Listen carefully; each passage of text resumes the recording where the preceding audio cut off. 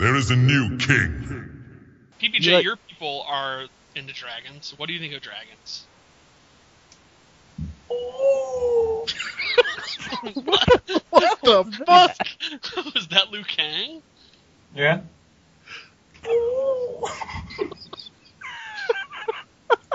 Alright, that's the intro.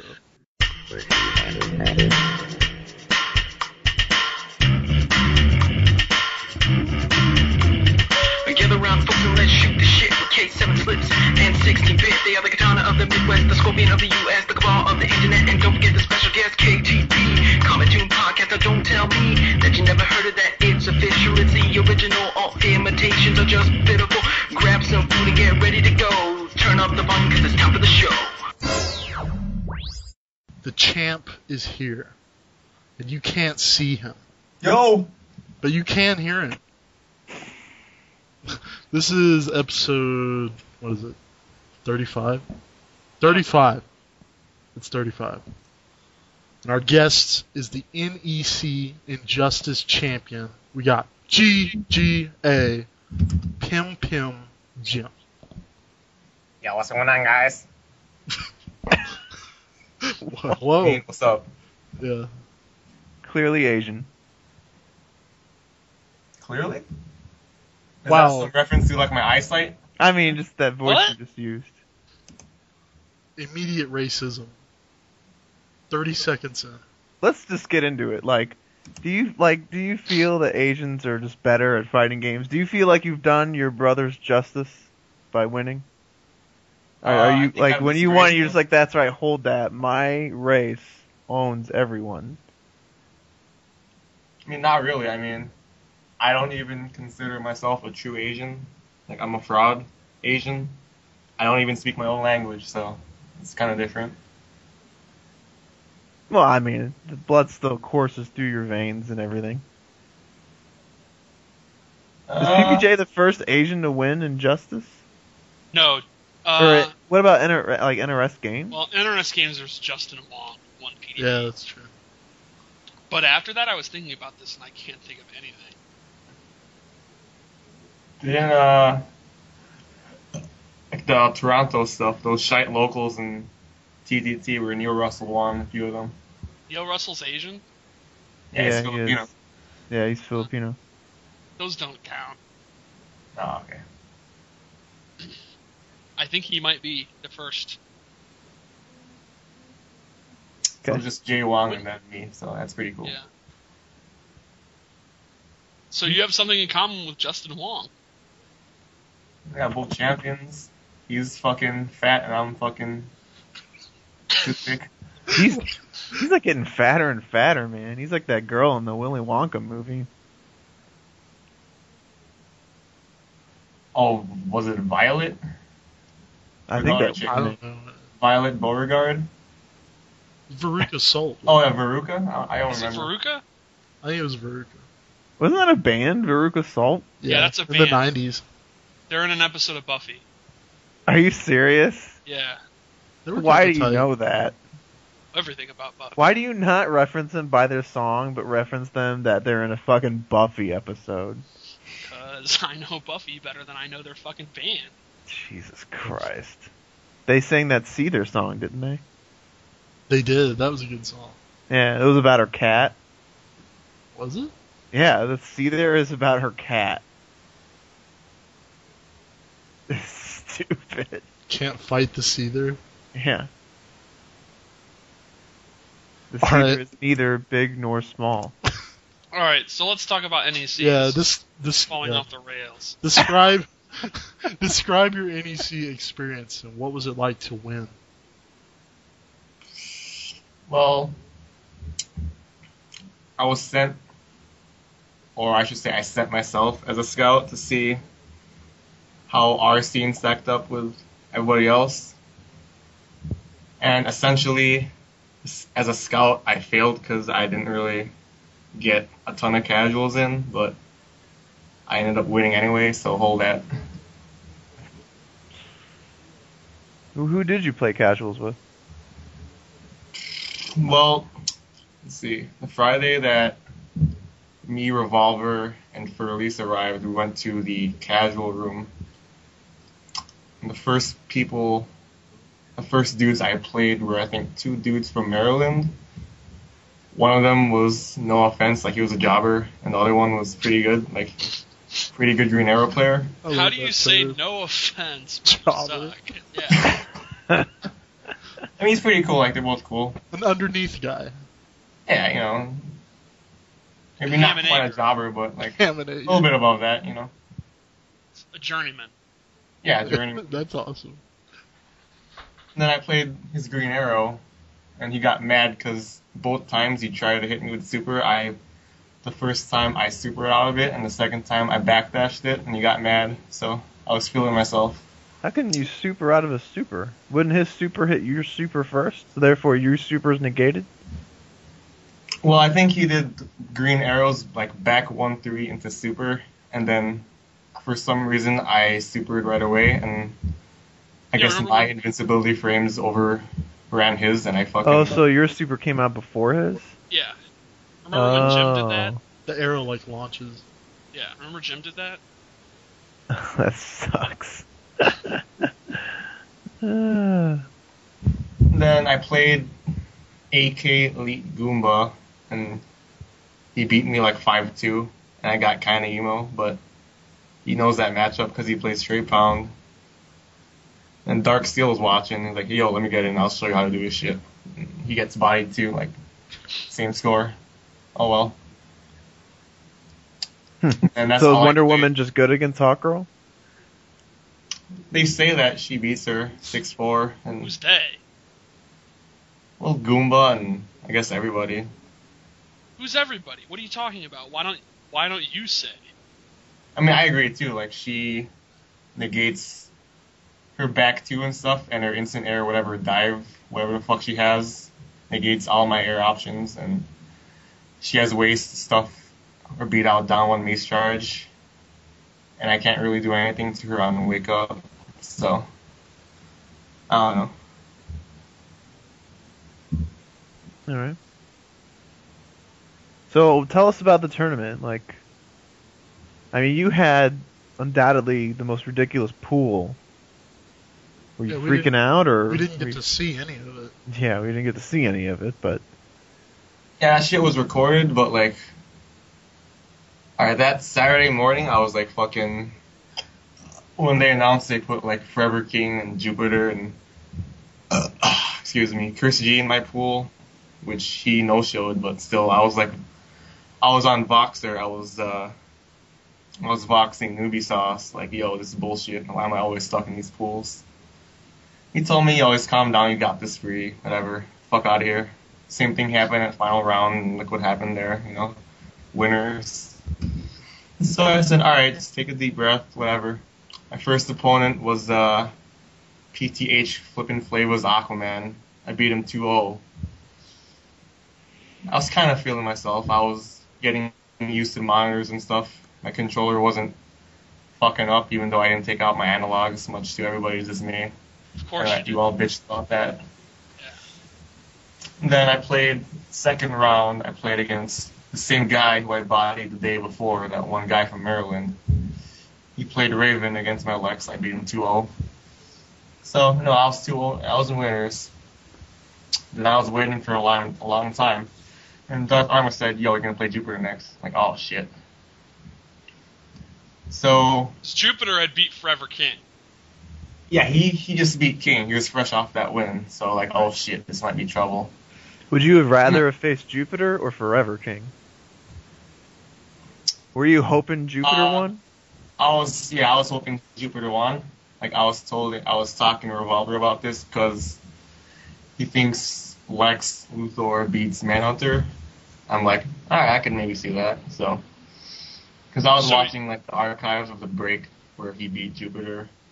You know, if he could do it, I can too. So you So, were I ended hoping up for playing Jupiter. Manhunter over Batman. Yeah, I actually was. Okay. Forever King, if I would have played him, I feel like it was more of like a 50-50 thing. I don't know what would have happened. So I'm definitely glad I got to play Jupiter instead. So how'd it go against Jupiter? The first round, I won. It was close. The second round, he ran it back. Third game, I kind of had him figured out. I was just setting all my shit up and just bogging the whole screen, and he kind of got this fucking. He didn't know what to do, and I kind of took it kind of free. So after I beat Jupiter, I was like, all right, this is good. This is good. And it turned out that CD Junior was still in winners for some reason. I'm like, oh, I have to beat this guy to get out of pools. I was feeling myself hella. And then I Hella ended like up Nelson playing Mandela? hella like Dr. Nelson Mandela. Wow.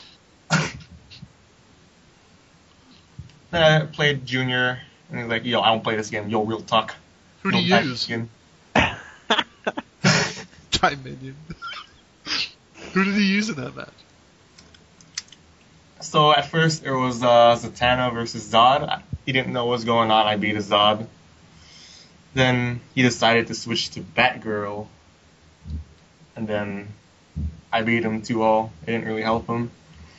Then I got on winners, and he was like, yo, I don't play this game. Whatever. I like how he doesn't play the game, but is using these characters that he's never used in tournament before.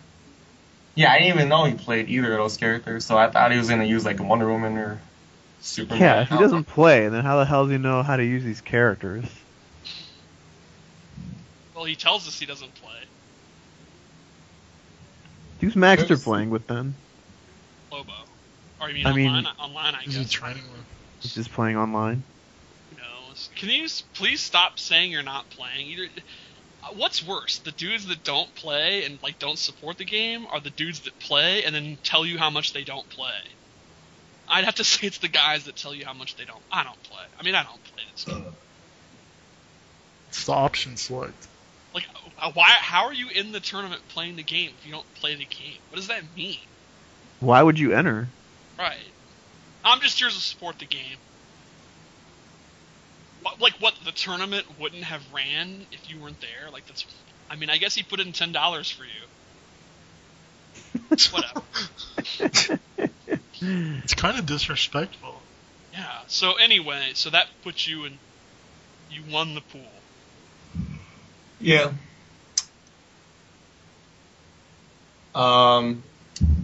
Yeah, my pool was very early, so pools 1 and 2 were at like, I want to say, oh yeah, I was at 12, so I had a shitload of time to do whatever I wanted until top 16 started. And I'm sure that you used that time to go into training mode and study matchups, right? Yeah, I was like, No, what did you actually do? I was playing MK9 with Claude. Of course. Dude, But you I were was playing my thinking- you were Kano, thinking- and you were he thinking was about- botting my Kano, I got emo. You were playing Kano. I mean, my Kano was pretty good, but I got rusty, so. Time well spent. Yeah. It worked though. Yeah, I even, in the shoutouts thread, I propped him, like, he's the reason why I ended up winning NEC, because we played MK9 before top 16. So how did you feel when you found out Darth Armor was going to be your opponent to get into the top 8?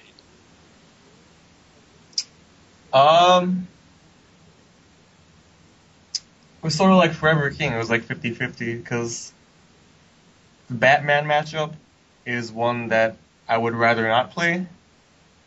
But even then, I had a chance of winning due to a bunch of fucking bullshit gimmicks and him not knowing the matchup. So, as game 1 started, like, as you can see, that game was a train wreck for him. Like, I was just swagging all over the place and shit. And I felt Like awesome. crazy. Like, hawk, hawk.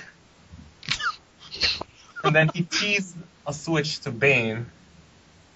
And I'm familiar with that matchup too, so fuck that, it didn't matter. But he just ended up switching stage and just stuck with Batman. That game was super close. Yeah, he sort of started to download me, kinda. Like, he was getting a lot more offense, definitely. At the end of that match, I remember I was cornered. He had me in the corner. It was close. Mm-hmm. He had me in the EX Batarang trap. Oh yeah. And then I deliberately took the hit Yeah, just so he wouldn't chip me out, and I just wake up Mace Charge and he died. that was tight. So That was clutch. I used like 1% of my brain power to win that match. It was cool.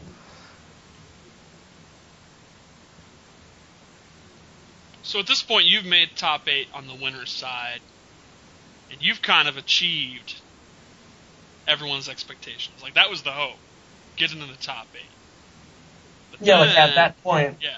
like I was, to be honest, I would have been satisfied with just top 16. And then when I made top 8, I was like, oh shit, like this could actually go somewhere. Yeah, that's what I saw when I saw the bracket. Like, you know, I was hoping to get top 8. It was like top 16 is the minimum, top 8 would be awesome. And then when you actually saw who else was making top 8, it was like, who's going to win this thing? What the fuck's going on here? Raven? Grundy? Is this a revolution? So kind of walk us through your top 8 experience. Alright, so I found out that my first opponent for Sunday would be Gur. So That's like, got to be the best draw that you could get in the top 8. Yeah, I kind of agree. Like, so later on that Thursday or that Saturday night after everything ended, I think Gur and Darksteel, aka the Hawk Girl that eliminated Chris G at TFC, they were playing a bunch of casuals and stuff. And once they were done, Darksteel was like, yo, you might not want to play Hawk Girl against this guy, you might know what's up. I mean, he was kind of beating me. And I was telling him, nah, I'm fine, like, it shouldn't be that hard. Like, he doesn't know, like, my gimmicks and shit. He told me, no, just be safe, don't play her. Like, play someone else. I'm like, alright, whatever. So I ended up picking Zatanna against Gur. And that didn't go so well for me. I was dropping all my inputs. He was being smart. He wasn't charging me at all. He was just rushing me down with constant offense. Like, he didn't really use fucking charge that often. He was just up in my face with level 3 armor and shit, stuff in my wake-ups. He was baiting out my teleports, which is good. And so he beat me game 1. I was like, alright, I'll switch. So I went to Lex Luthor, and as you know, me and Emperor Max Intensity, we've played in grand finals a lot in GBS. You know, Shazam versus Bane, Zatanna versus Bane, Hawkgirl versus Bane, Lex versus Bane. And Bane matchup is a matchup that I'm pretty comfortable in. So going into the match as Lex, I was pretty confident. And then I end up taking him two games straight against Gur. Whose favor you think that's in? Say that again? Whose favor you think that's in? Lex or Bane, or is it even? I mean, I don't know shit, but I would assume it's even. Because if Lex could set up all his bog, then Bane has a hard time. But if Bane knocks Lex down, it's pretty much... For people that don't go to GGA and play Han all the time, maybe you should explain what bog is. Well, against Bane, Lex Luthor, what he wants to do is just set up his fucking probes and shit and his mines. He wants to just armor up. What is bog? Like a No one knows swamp? what the fuck you're talking about. Swamp. No one knows our slang. I mean, I'd assume that you explained it in the previous episode, but... No, I've never... Alright, I'll explain.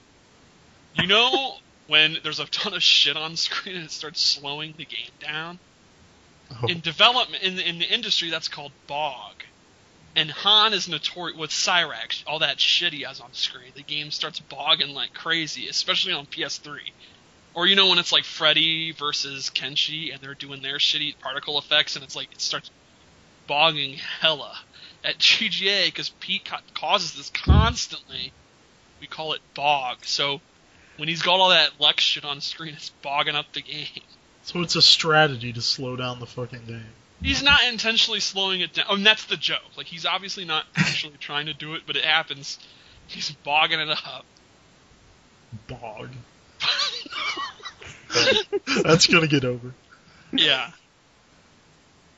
So, when you're watching Tyrant and Blind Man play, who do you want to win strategically? Who are you rooting for?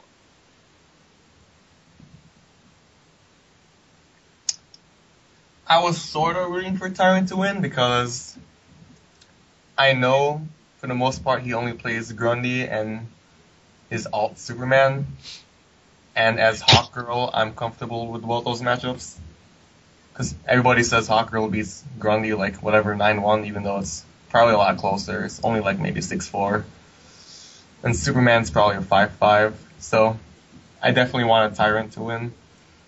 If Ducky would have won, then that would have been interesting because I probably would have used Lex against them. And everybody says that matchup is absolutely garbage for Lex, including Revolver, who is a better Lex than I am. Probably, maybe.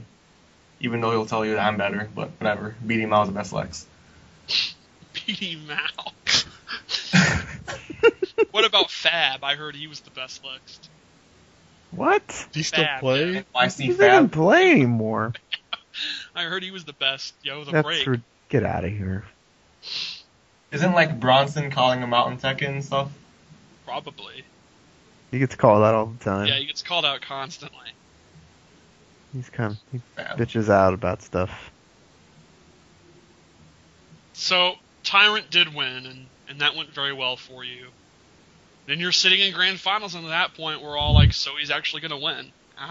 Is this real? Like, is this happening? Winners, Did, grand wait a final. minute, did anybody actually think I was going to win in grand finals, or was it like... Yeah, I did. I mean, I think... By that point, I think Right. you were the Once you favorite. beat Tyrant the first time, everyone I was talking to was like, Jesus Christ. Am I still asleep? Like, is this happening? It was awesome. It was a good bet that Tyrant wasn't going to be able to reset you. Once you started mixing it up in winners, Yeah, once yeah. you realized that he was kind of dealing with your runaway, and then you just started going ham and just Runaway going in Mafia. on him, that's when it was like, all right, PPJ's adjusting. And then like he didn't know what to do about that, and then you started throwing both of them at him, like mixing it up. You could tell he was like, what the fuck? Yeah, like, in winners finals, I was up 1-0 against Grundy, then he switches Superman. And then he got 2 games on me.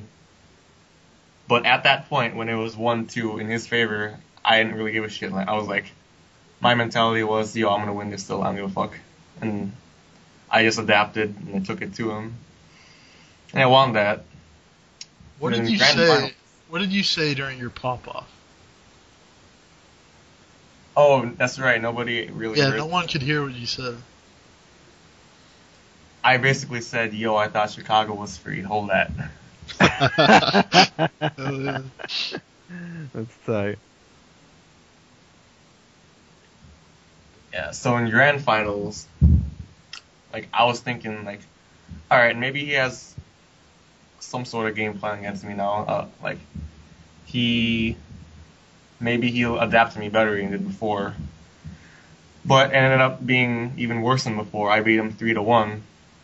Right. And then when I actually won, like, for some reason, I still thought it was like 2-1 me.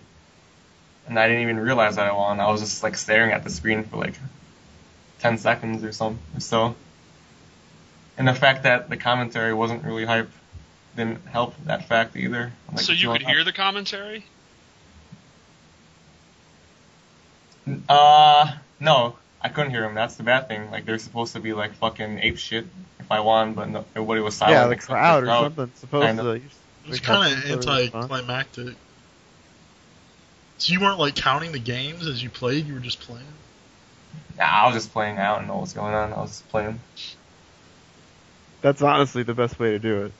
Yeah, I've just last night when we were playing, I had to be like, what's the score? If you can't keep track, that means you're playing good. Yeah. That means you're just in the moment. Because when you start thinking about shit is when you start fucking up. But yeah, so how does it feel, man? This is your first major. Well, I mean, it kind of How sucks. not Hollywood being are it. you? Are you feeling yourself?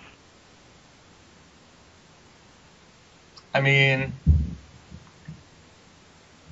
nah. You feeling pressure now? Like you got to do good? Yeah, that's what sucks because I've always loved being like the underdog or whatever, and now here I am. Now you have fucking top and expectations. shit. At this moment, Everybody you are- wants my dick and shit. I'm like, yo. wants your dick. What? What? Everyone wants your dick. I want the big D. Ryan D. Domenico, big D. OBS, big D. Well, he's not big anymore. He lost like 1,000 pounds and shit. He's like super swole now, or he's like in shape. Whoa, that doesn't mean he's small. Little D. Oh, I said he's like swole, not small. I think he's swole now.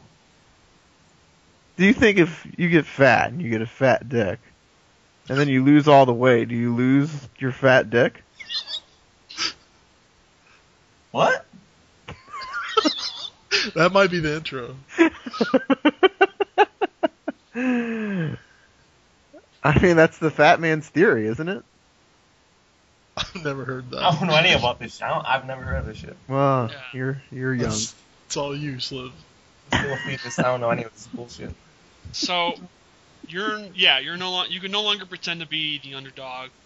You can no longer pretend that you play these low tier characters like that. At this That's moment, done. you are the best in the country. You realize that. No, I'm the best, but I'm not the best. This You are was the known first- as the best. This was the first major after the big patch. Right. Yeah. I mean, people still think like Rio and them are the best, so. Rio hasn't played the game since July. How would he be the best? Who would consider him the best other than like M2 Dave at this point? Is he ever gonna come back? Who knows? I mean, if he comes back, that's cool, but what does he have to do with anything right now? This I was don't the proving ground. Right. Yeah. Like, I don't know, I Yeah, guess. you're the best, man. You're gonna have to hold that. Sucks, So you- doesn't it? Sucks. Yeah, There's I nowhere know to the go feeling. but down. It's the worst. I absolutely I'll hate it. stay up here for a while. I like being high in the sky. Fuck real. yeah, you like being high? Weird shit. No, not high like fucking waffles, but high as in a fucking shitter. Oh.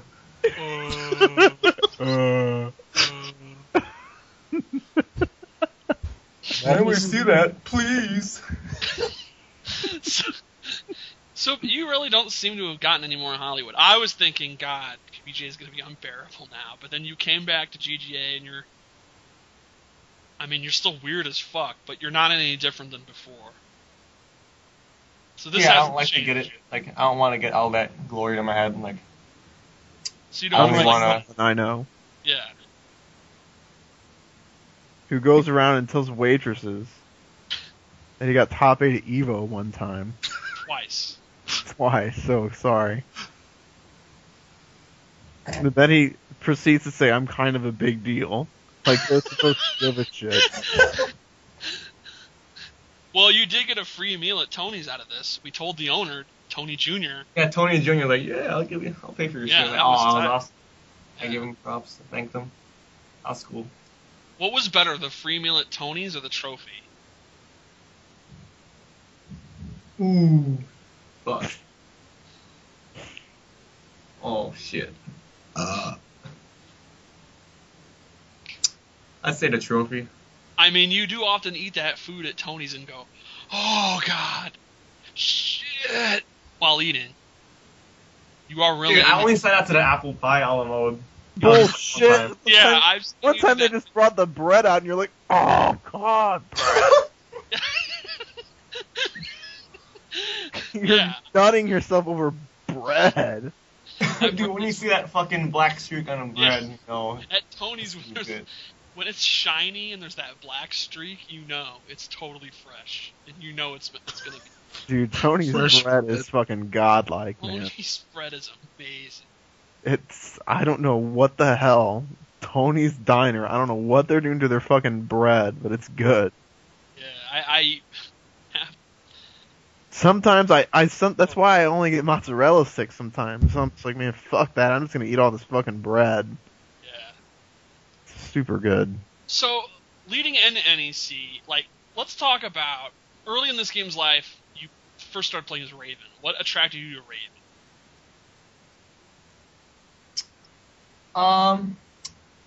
I thought that she would be one of the lesser used characters, and to this day she still kind of is. So I always love playing like the underused or whatever gimmicky or whatever low mid tier characters.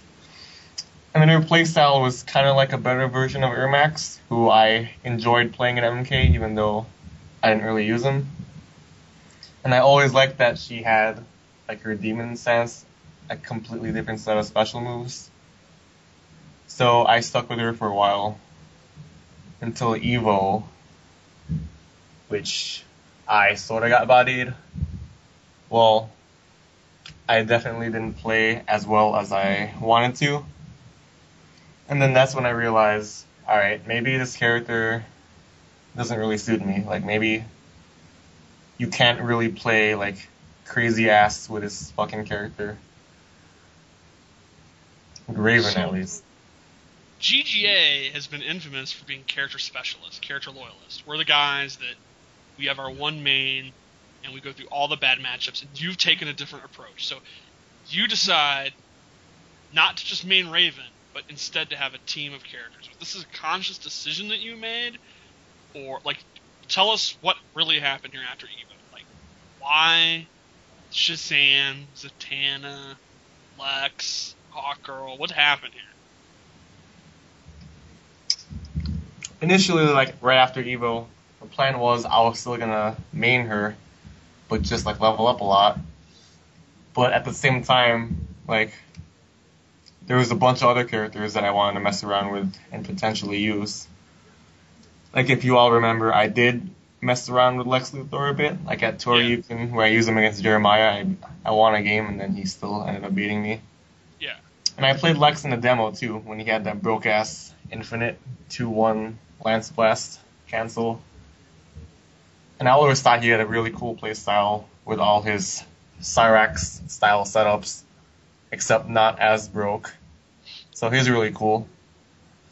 And then Hawkgirl, I remember at the launch tournament at GGA, where we all had like the Injustice setups as well as the tournament. Everybody was saying that, oh, she's a shitter, she's garbage, she can't get any damage. And then I ended up going to training mode, selected Hawkgirl, I looked at her move list, messed around with her a while. I'm like, alright, I don't really see why this character is that bad. I was like doing like some shite 25% combo, which was definitely shit to what I do now, but I realized that that character had a lot of potential that nobody really realized at the time. Even though like even Aaron or Dizzy was saying, oh, this character sucks, like don't play her, whatever. She has a hard time getting damage. So with Hawkgirl, I didn't really start using her after Evo. All I did was like sort of find combos with her in training mode, and I posted some of them in the Hawkgirl forum too. But obviously, of course, it wasn't until like August I decided, alright, maybe this bitch, I like how she flies around and shit. You know, just those maces and shit, and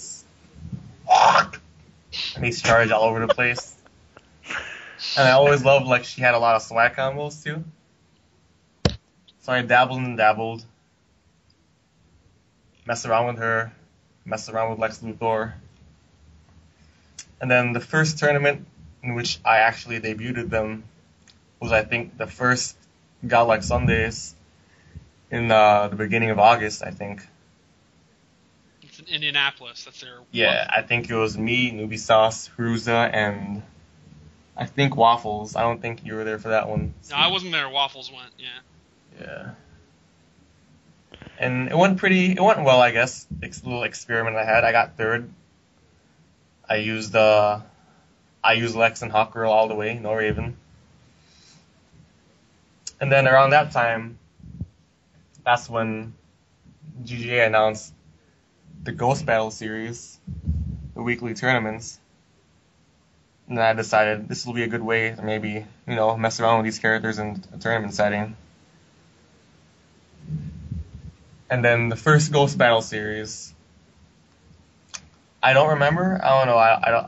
It's not at the tip of my head, but I think I did use a little bit of Raven. But I remember I used some Lex. Like, I know Han eliminated me, and I got 5th.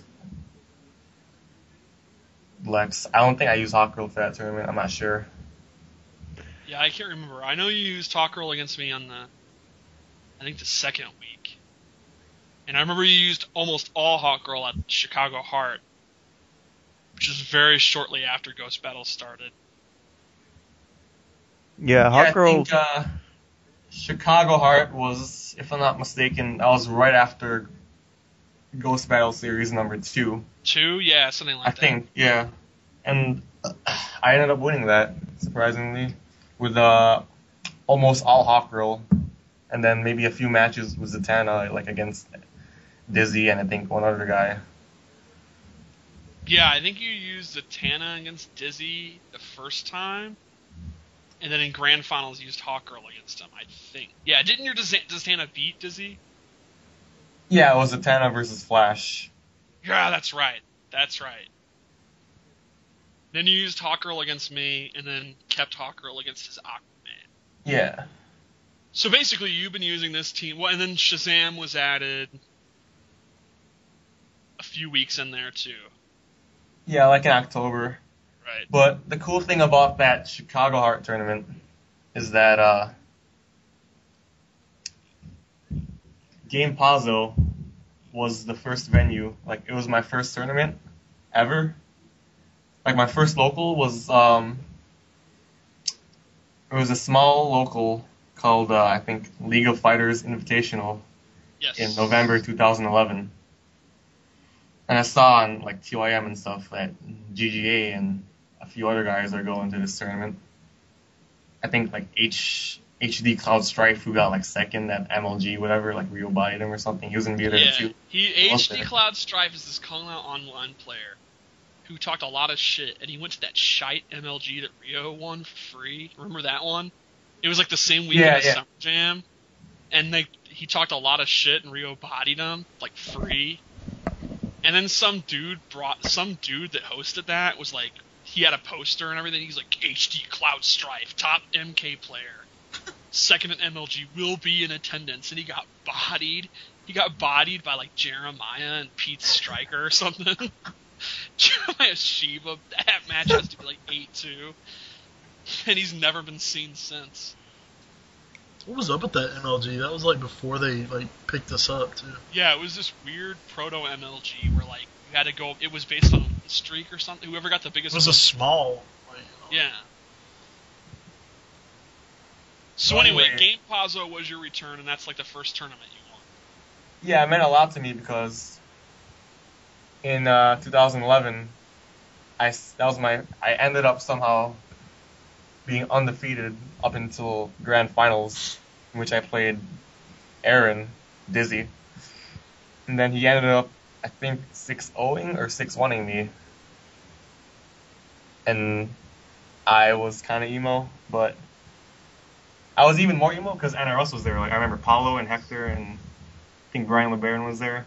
Yeah, I know a few weeks ago at GBS, Paulo was watching our stream chat and he typed out, "Isn't that Asian kid the guy that was at Game Pazzo and got bodied by Dizzy?" So, like, throughout all of that, that's all he knows you for. I mean, I would hope he knows you now, but, like, that's literally what he remembered you by 2 years ago. I guess I'm not Hollywood enough. That's good. I don't like being Hollywood. So, do you prefer this multiple character aspect more than the solo thing? Do you wish you had done that at MK? Not really. I mean, definitely in MK, it's proven that if you were a specialist, you did better in tourney than like a team player. Do you think Injustice, like, why do you think that is? Talk about, what do you think is making your play so much more successful? I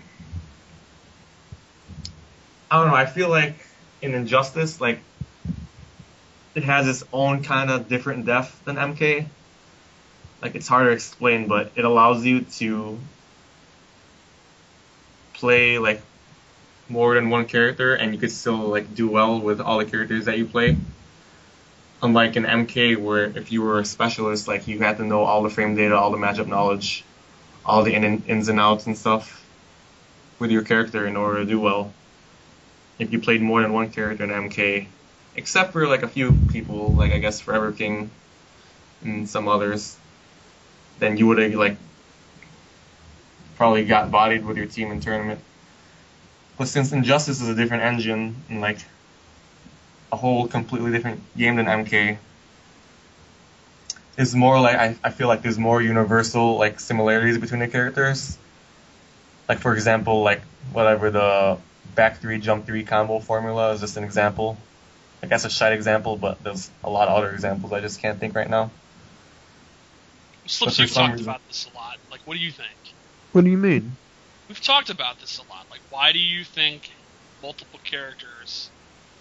I mean, it comes back to down how important matchup knowledge is in Injustice compared to MK. In MK, if you're playing one of the top 15 characters, you generally don't have to worry about the bottom half of the roster as much as you were in Injustice. You know what I'm talking about.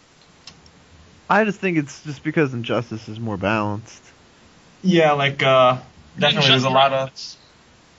there's a lot of meta breakers in Injustice, I'd say. Like Hawkgirl is one of them, I guess. And this game is definitely more balanced than MK. So like the bottom tier.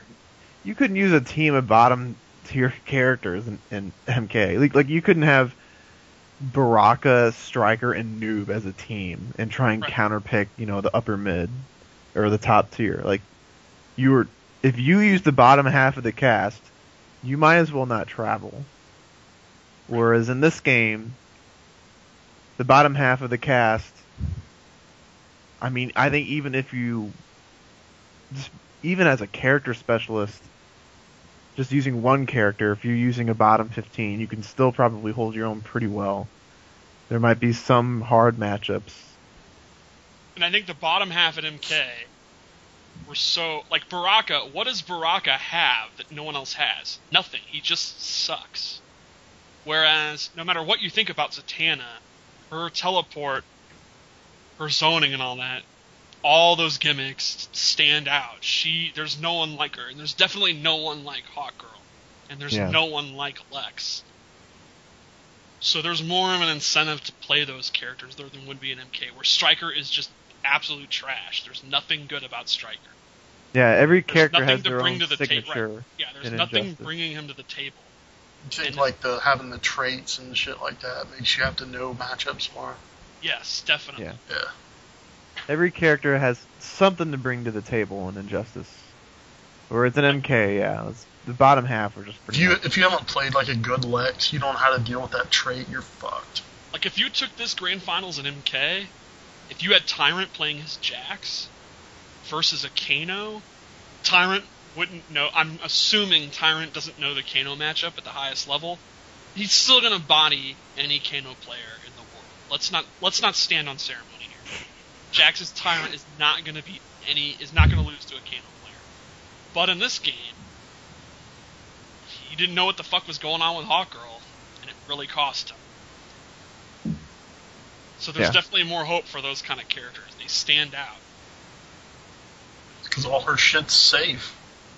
I think one of the main differences in MK is everyone appreciated the skill of movement in MK, which is what a lot of people miss. They miss being able to move around and manipulate people just by moving. Yeah.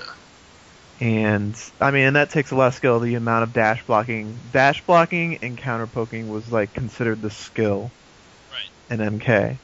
And that's kind of gone, and it made a lot of people emo.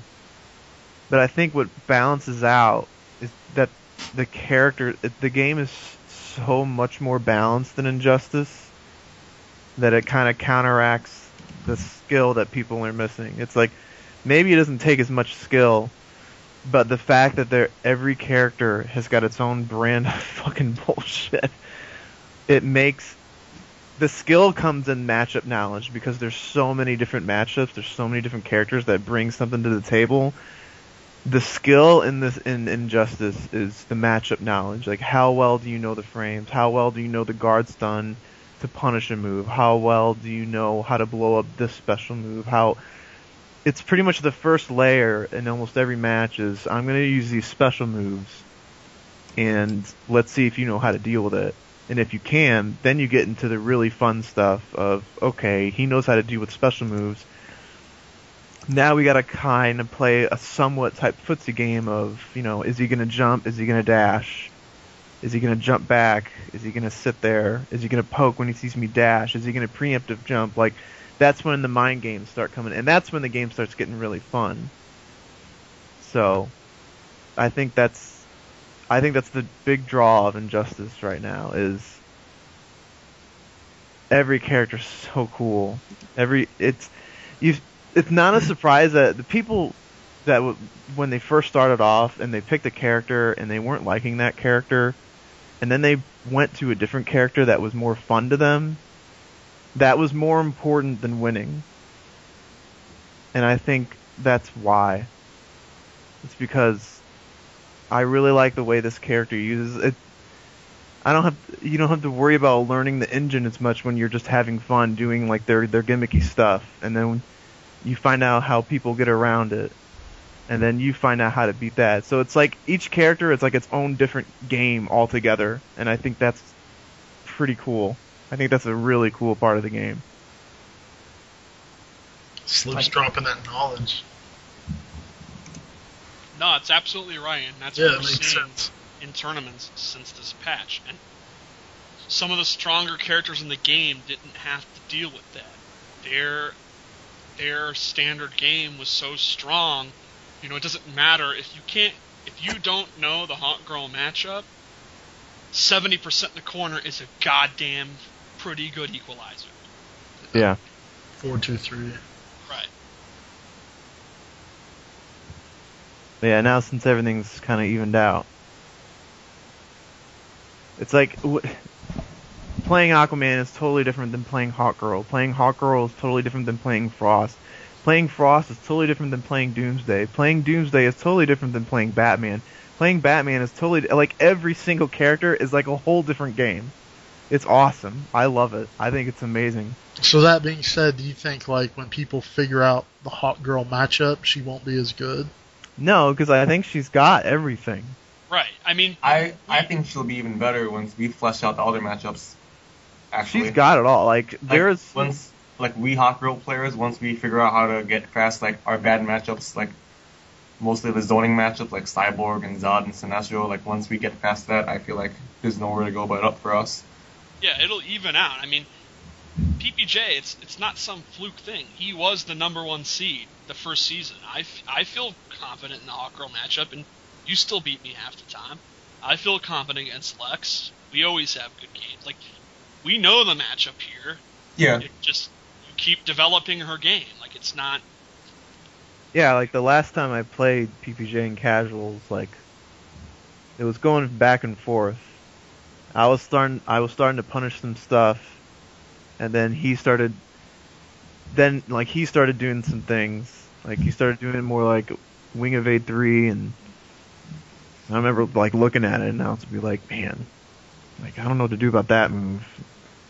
And then I'd look at other stuff, and I like go in the training mode, and I'm like, damn, if he starts doing this, then he's gonna start doing this, and it's like, well, I guess Hawk Girl's just good. Yeah, throughout the months, there's never been a period of time where any of us in our circle have ran out. Like, any time I'm beating your Hawk Girl for a couple weeks in a row, you'll figure something out and start doing better, and then I have to figure it out. It's been awesome. The matchup knowledge is definitely the most fun part about this game. No doubt about it. Yeah, it's really fun. Like going in training mode and figuring out new shit, Yeah. blow up each other. It's really good. Talk about, like, the importance of having a local scene like GGA and how it's leveled you up. The before I started coming out to GGA, I was like an online warrior on PSN. I just played everybody, like from both GameFAQs and TYM. GameFAQs. Yeah, GameFAQs. I was on the PS3 board. The Wharf. The Wharf, yeah, shout out to the Wharf. Was there a Wharf in Xbox? I know K7, you're Xbox, right? Yeah, it wasn't called the Wharf, but there was kind of something like that. Like the PSN Wharf was the OG Wharf. That was like my first training ground before GGA, so shout out to the Wharf. For those who don't know, like the Wharf was like an online. It was a room which made by like Admiral Augustus and a bunch of other people. It was like a level up room session, King of the Hill, on MK9 PSN online, and a bunch of people, like a bunch of guys who ended up being top players in MK, like even like Detroit, like a lot of them started off from the Wharf actually, like me and Super Bowl, a bunch of other people from all skill levels, so that's really cool. So it wasn't until like February 2012 was my first time actually coming out to GGA, because before that I was busy with a lot of schoolwork and stuff. I did go to the Game Puzzle tournament, but from November until February it was like a blank slate of nothing. And I eventually made it out. I remember my first day there, I think it was on Saturday. Pete was at the front desk. It was awesome. Like, he welcomed me and stuff, and he showed me where the game room was. And I think Mo and Tommy were there. I think it was Mo, Tommy, and Phil, and then Pete. I played every one of them. And it was fucking awesome. Like, I think I actually, little known fact, but actually, that's my very first set against Tommy, I beat him. Yeah. I remember that shit, and Damn, Tommy on blast. he was like giving me props and shit, and like, oh god, this match is fucking 7-3 sector with smoke. Like, I can't do anything. Like, Shake is worthless against missiles. You just don't know. Rebello.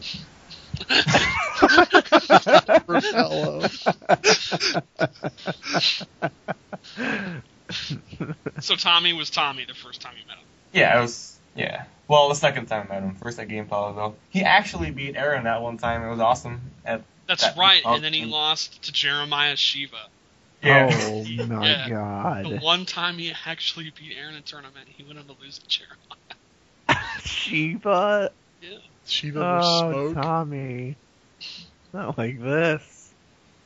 He was probably high. Is that why you play Smoke?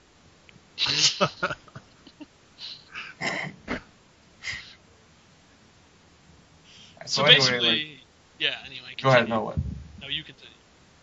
So like after that one time, I kept on gradually coming out more and more. Like, I remember I came out the day before Team GGA went to final round, 2012, and I got to play like Jeremiah and Sunk for the first time. I think that's when I first played Dizzy. Bodied me, but that's like how it always goes in MK. I would win like one game out of like fucking 20 games, and he would get emo that I won that one game. It was kind of annoying.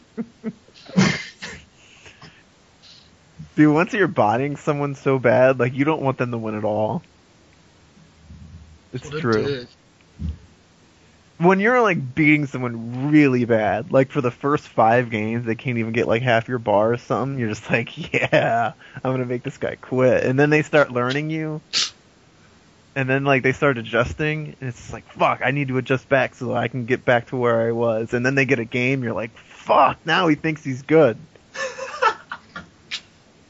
That happens.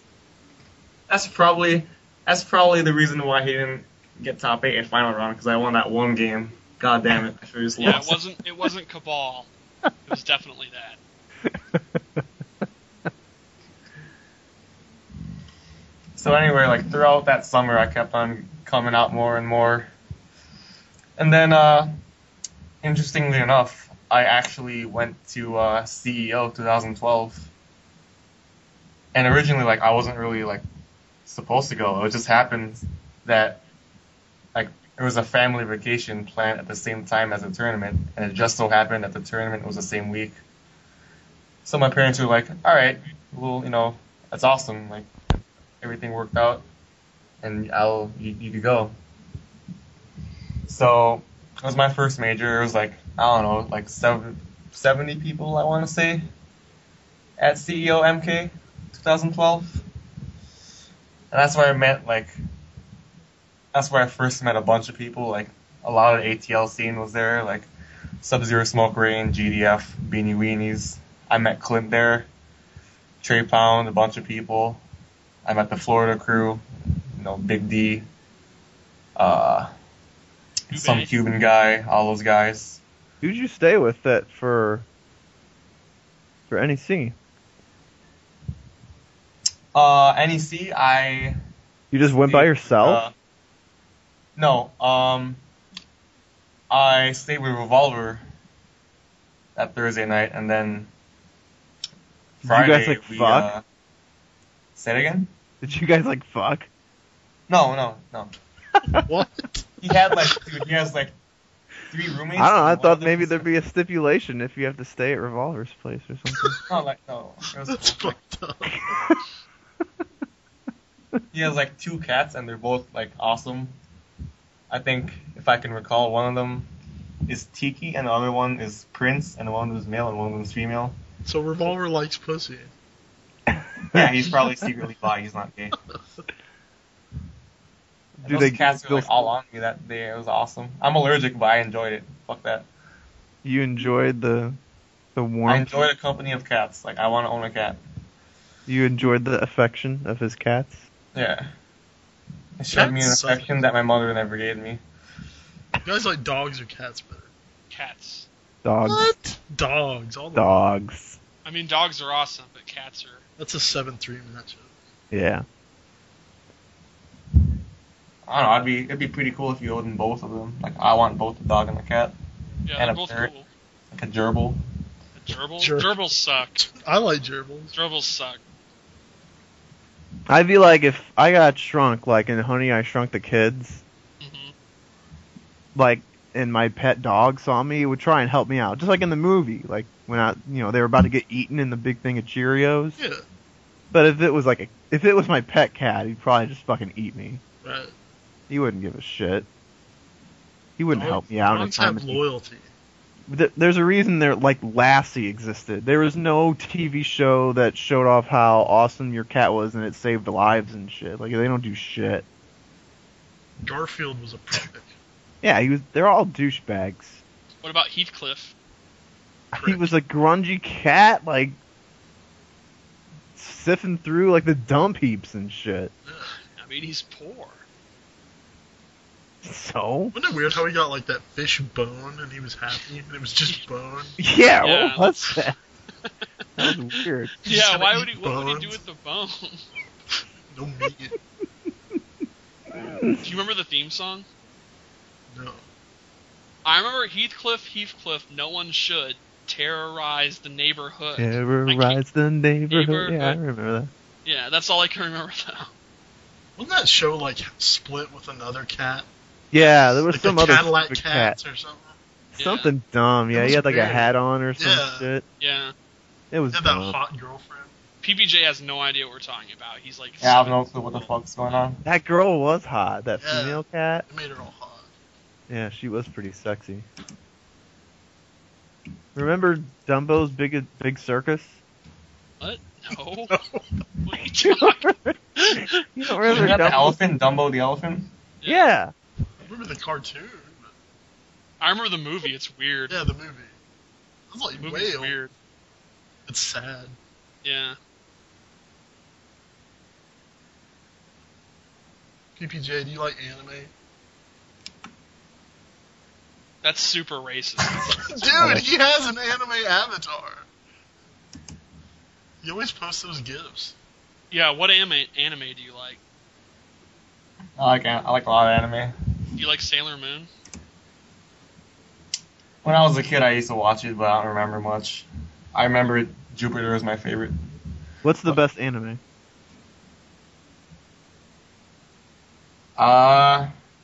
That's That's a very broad question. Like, If you were stuck just watching one anime for the rest of your life, what would you pick?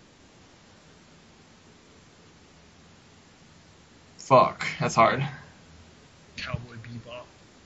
That's good, but That's a good. actually, same producer, Samurai Champloo. I'd watch that over and over again. Samurai Shampoo? Champloo.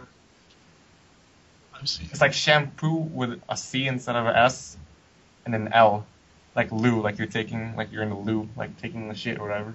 The loo, like Yeah, English toilet. yeah. Hey, Foxy Grandpa on the loo. Thinking about WoW strategies. Sound like John Lennon. So, clearly you don't want to talk about anime because you're being as vague as humanly possible. Do you even actually like Wait a anime? minute, isn't Dragon Ball Z the best anime? I mean, can we be serious? No. That shows. That's like a pop culture Americanized. No.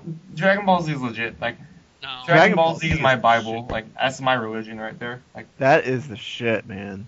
yeah, it may not be the best, but it's what everybody loved in their childhood, and nobody could ever talk shit to it. Like, it's deep down in your soul. I and didn't you don't see wanna Dragon ever- Ball Z up until maybe 2 or 3 years ago. Job actually introduced it to me. And I was like, dude, I ain't gonna watch this stupid shit, man. He was like, dude, just watch it. Job. Job, yeah. He's like, dude, watch Dragon Ball Z. He pretty much, I was like, dude, that shit looks stupid. I ain't watching that. And he like posted like a picture of Frieza, and he was like, you see this guy? I was like, yeah. He was like, doesn't he look tight? I was like, he looks pretty cool. He's like, yeah, he can just point at a planet and it gets destroyed. I'm like, okay, how the fuck do you fight against that? And he's like, you challenge him to a fist fight. I was like, That does sound tight. I was like, what? And so like he like linked me. He didn't show me Dragon Ball Z. He showed me Dragon Ball Kai, which is like It's the same shit. It's the remastered It's the version. same thing, but it cuts out all the filler that are in episodes. And so I watched that like, oh my god, I couldn't stop watching it. That's like one of those things. It's like it looks like it's gonna be stupid, and then it actually turns out being extremely tight, and it actually is super fucking manly. Like I felt proud to be a man watching that shit. I was like, dude, this is fucking. They just straight up fight. There'll be whole episodes where they're just hyping themselves up like, I'm gonna fucking kill this motherfucker. There's whole episodes dedicated to them just like raging up and wanting to kill the other dude. It's fucking awesome. That was stupid. It's fucking awesome. Dragon Ball Z, and like I saw Robotech at a really young age, and I really loved Robotech. Robotech is awesome. Robotech is a fucking awesome too. Yeah, Those are the only 2 animes I've ever watched, but they were really fucking good. You've never seen Street Fighter 2, the animated movie? It's Well, tight. yeah, that's not anime. It's Yeah, not it like a is. series. It's just a movie. I was actually for second grade for Halloween. I was Frieza. Are you serious? Yeah, I got pictures, but it's somewhere deep in like the attic or something. Who's the best villain in Dragon Ball Z? Shit. As far as like my favorite, or like Yeah, your favorite. probably Cell, I'd say, Cell? because like his whole evolution shebang, like how he came to be and shit is awesome. Like how he Cell got to his is final right. form and shit, and he fucking fucked everything up almost. That's awesome. I like Frieza. Frieza was fucking awesome. He was so fucking evil, man. Yeah, Frieza looks like a fucking transvestite, and that's why, like, in second grade when I was Frieza for Halloween, like, you know, he's like fucking white and purple alien-looking dude, Dude. bald head. And all the other kids were giving me stares and shit. I don't give a fuck. I was like, yeah, I'm repping this shit. Fuck, I'll yell. Everybody's like a Power Ranger or fucking, I don't know, dinosaur or fucking Goomba. How's Frieza? Hold that. Whoa, that's a goof. Slips, are you offended by that? Yeah, that's fucked up. Can't be making fun of my people. How do you Where did that come from? Goomba. Frieza was the shit. I heard like the person that wrote Dragon Ball Z, it was actually supposed to end with Frieza, like when Frieza. When Goku first turns into Super Saiyan, that was supposed to be Yeah. That was fans fucking wanted awesome. more. I thought Frieza was done after that Spirit Bomb. I was like, oh, that dude's fucking dead. And he's like, you know what, motherfucker? Now I'm pissed. Now you're gonna see my true form. And he started going through that transformation. I was like, holy shit. And he was like, not only is this my true form, but I have 3 different stages in my true form. Let's see if you can get to the 3rd stage. I was like, oh my god, he's fucked. Oh, it was so good. I thought Frieza was the best is because that's when humans were still the most relevant. Like, that's when Krillin was actually still, like bullshit. That's when, like, you know... Poor Krillin. Yeah, like, that's when, like, humans were actually tied. By the Cell Saga, they were just pretty much irrelevant. They're all jobbers, like, it was all about Goku and his little shit son. Vegeta. Vegeta was tight. Oh, that's when Piccolo or whatever was fucking badass. Yeah. But, you notice how every character in Dragon Ball Z is almost always named after, like, a fruit or a vegetable. Is it really? Yeah, like Goku, his Saiyan name is Kakarot, remember that? Oh my god, I never noticed that. And that's Kakarot is carrot, Vegeta is vegetable, Piccolo is obviously pickle. Gohan is actually a rice dish in Japan. What? I never knew that. Yamcha is a type of tea. There's a bunch of shit. Frieza is obviously freezer. Wow, I never noticed that. That's tight. Yeah. That is tight. But yeah, Cell was tight. He was cool. I really hated Vegeta for making him get to his fucking 5th It's stage. odd you say that because like Vegeta's the character that most like relates to you. I love Vegeta. He is my favorite.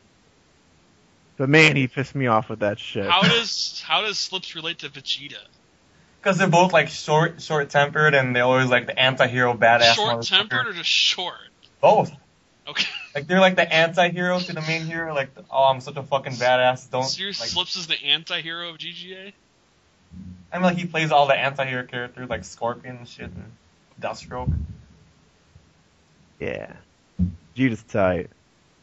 He's the tightest because Goku is obviously more talented than him, but he works so hard he's almost as good as Goku. That's why he's so fucking tight. So who do you... Oh, continue. It's just one of those characters that's like, man, hard work really pays off. Like, some of us are just born with natural talent, and that's just Goku. And then you have guys like Vegeta who are just super passionate. Their whole lives are just dedicated to fighting, and he will do whatever it takes to get on Goku's level. It's fucking awesome. Yeah. I love the fucking those scout readers or whatever when they showed the power levels. Man, that shit was tight. They would like be able to see read how powerful they are, and like Goku whenever like. Yeah, and then they hit their true power and then they powered up like, oh shit! Yeah, like Goku, like this Goku guy's at level 900, and then like he gets fucked up and Goku get mad. They're like, what the hell? He's just like fucking 1500 or something. And then like Vegeta or something would fuck up one like Krillin, and then Goku gets super pissed. He'd be like, power level 9000. Like, oh my god, like, oh shit. Oh man, that shit was hype. God damn, I need to watch that shit again. I love Dragon Ball Z. You're making me watch it. So if Slips is Vegeta, who are you, and who's the rest of GGA? Fuck. That's a good question, actually. Who would I be? I don't even know.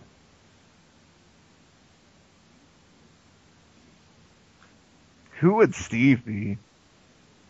Steve would be Goku, probably. What? Why? Because you're just a fucking idiot. What? He like Goku's just pretty much an idiot. Isn't he the main hero? Yeah, he's smart, but he eats like hella. He's like constantly being a jackass. He's always jolly and shit. Well, you're not always jolly. Well, yeah. Sometimes what are you talking about?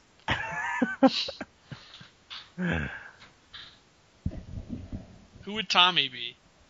Gohan. Why, little kid? Yeah. Okay, let's see. I think you'd be Krillin. Because you got like all these gimmick shenanigans. He's got those discs that go through everything. Like he's all about gimmicks and shit. But you're also saying I'm a jobber. Yeah, that doesn't make sense either. I mean, you can't be Piccolo. Why not? I mean, he's the ethnic one. I'm ethnic too. Ethnic? That's true. He's the only Namekian in a group of like Saiyans and shit. He does have gimmicks too. He stretch his limbs and regenerate his limbs that's and shit. true. And fucking special beam cannon and shit. Awesome. Alright, you can be Who's Piccolo. Sunky? Who's Is there someone who's really angry? Is it like every character is angry? It's just who's the angriest? I don't know who would Sunk be. It'd Sunk be, would definitely be. Sunk's just pretty much like Frieza or some shit. Just pure asshole. So we haven't seen his final form yet? Yeah. His final Fucking form is faggot! You haven't seen my true form yet? just ball of hatred, the embodiment of hate. Actually, that is him. Frieza's like the embodiment of hatred. Yeah, So, that's definitely him. I think Dizzy would be Cell. why?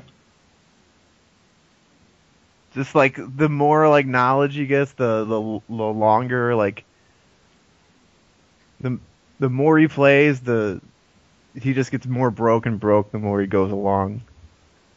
If you don't kill him quick, you're done. What about Jop? Be Majin Buu? Yeah. I didn't watch the Buu saga because I heard it went downhill after Cell. That's pretty But I good. heard that's when Vegeta fought Goku again, so I did watch that. Oh yeah, that was awesome. Yeah, that was fucking epic. So, back to Injustice. What do you actually think of the characters you play? Like, a lot of people, it seems like, all these characters, there's like 100 characters that are called bottom 5. A lot of people say Zatanna's really bad. What do you say about that? You've said Zatanna's bad. What do you think about her? I think she's mid-tier, I guess. I haven't really done much to her full potential yet, definitely. What are her strengths and weaknesses, then? Her weakness is that she has basically no footsie game, aside from maybe her standing 3, which is a decent range normal. It's the one where she sticks out both her hands and the big fucking energy comes out of her hands and shit. Her jump arc is very short, and her jump attacks are pretty shitty. As far as like her preemptive jump once, since her like she kicks like downward sorta, she doesn't really win trades because like the arc is not high enough. Although her jump 3 is pretty good because it's pretty good for ambiguous cross-ups, I guess. Her strengths, oh yeah, and she has the worst walk speed in the game, I guess, but it doesn't really matter because walk speed apparently doesn't really matter in this game. Her strength is that she is just a fucking shitbag of gimmicks. Like, she has a billion different gimmicks that you could use in tournament, and your opponent is not going to be ready for... Like, if they're ready for one, like, they're not going to be ready for another one at the very least. Like, she has gimmicks up the ass, and she has good damage. She has a bunch of, like, resets and stuff. Like, her regular trance messes up your inputs and shit. So after you do the regular trance, you could do, if you want to be ballsy, you could do an EX trance after the regular trance, and you basically, if they don't jump, you get a free EX trance. And she has a bunch of fucking gimmicky moves like the smoke and mirrors thing, where she turns into 3 clones and shit.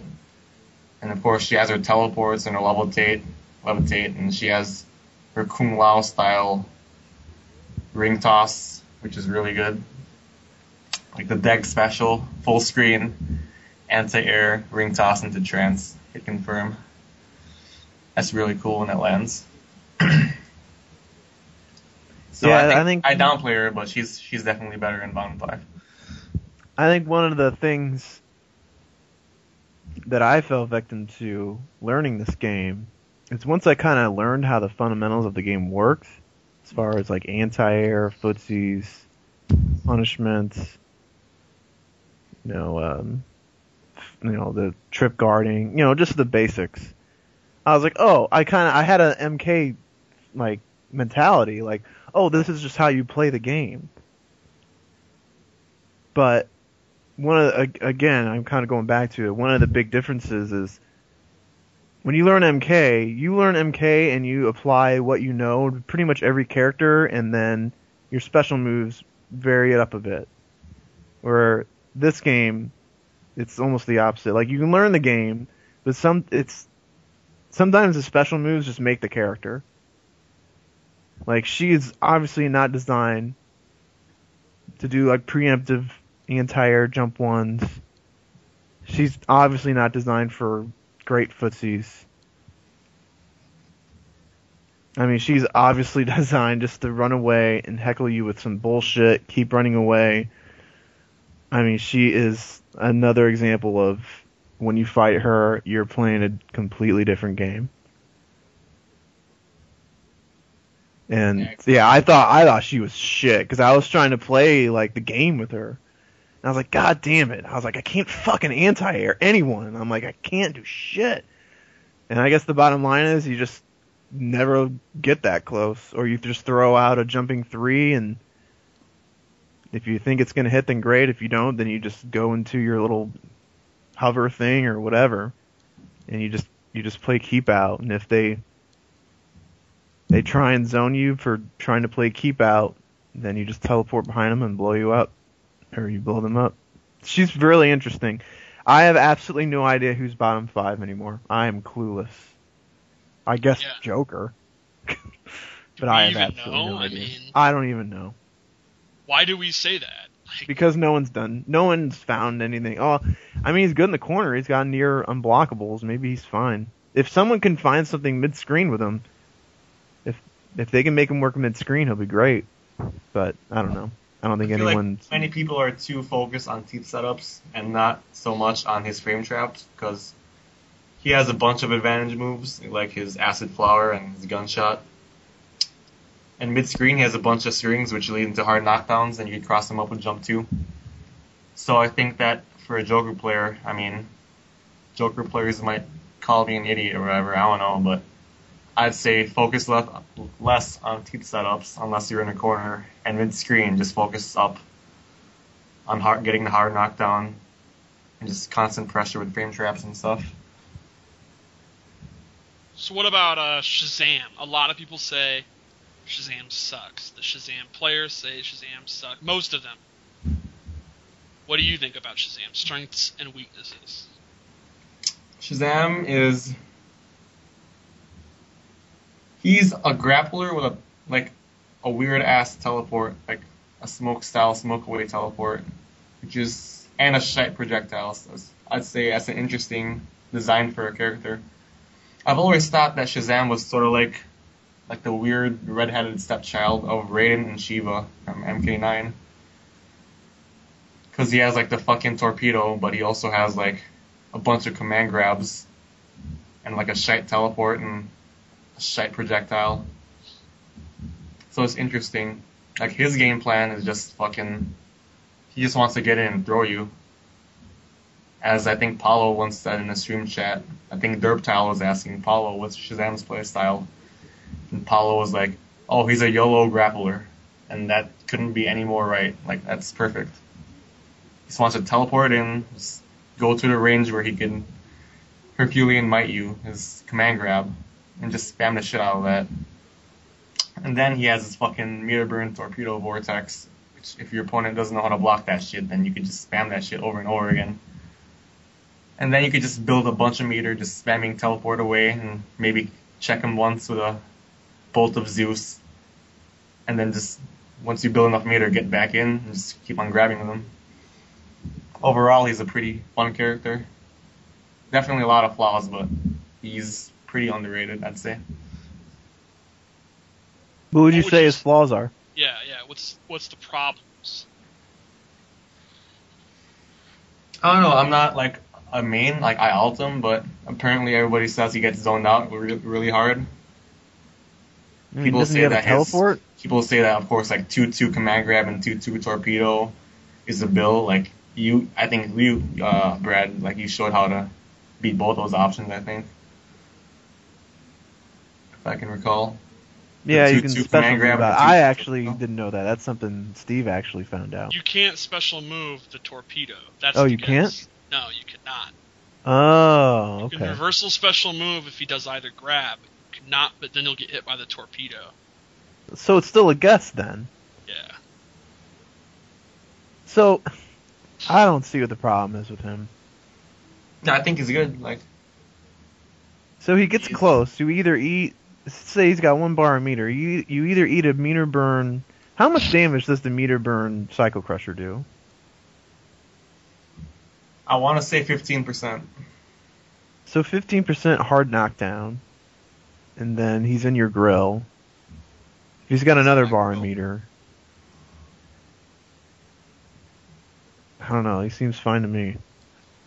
He's got pretty good wake ups from what I can tell. And the fact that he could almost wake up for free against anybody is really good too. Yeah. Smoke away and shit. Get Don't high, slow it get down. blazed. Billy Batson getting blazed. 420 Billy Batson. Little kid. So what about Mr. Luthor then, Lex? Strength. Mr. Luthor. What is Mr. that Luthor. from? Super Otis.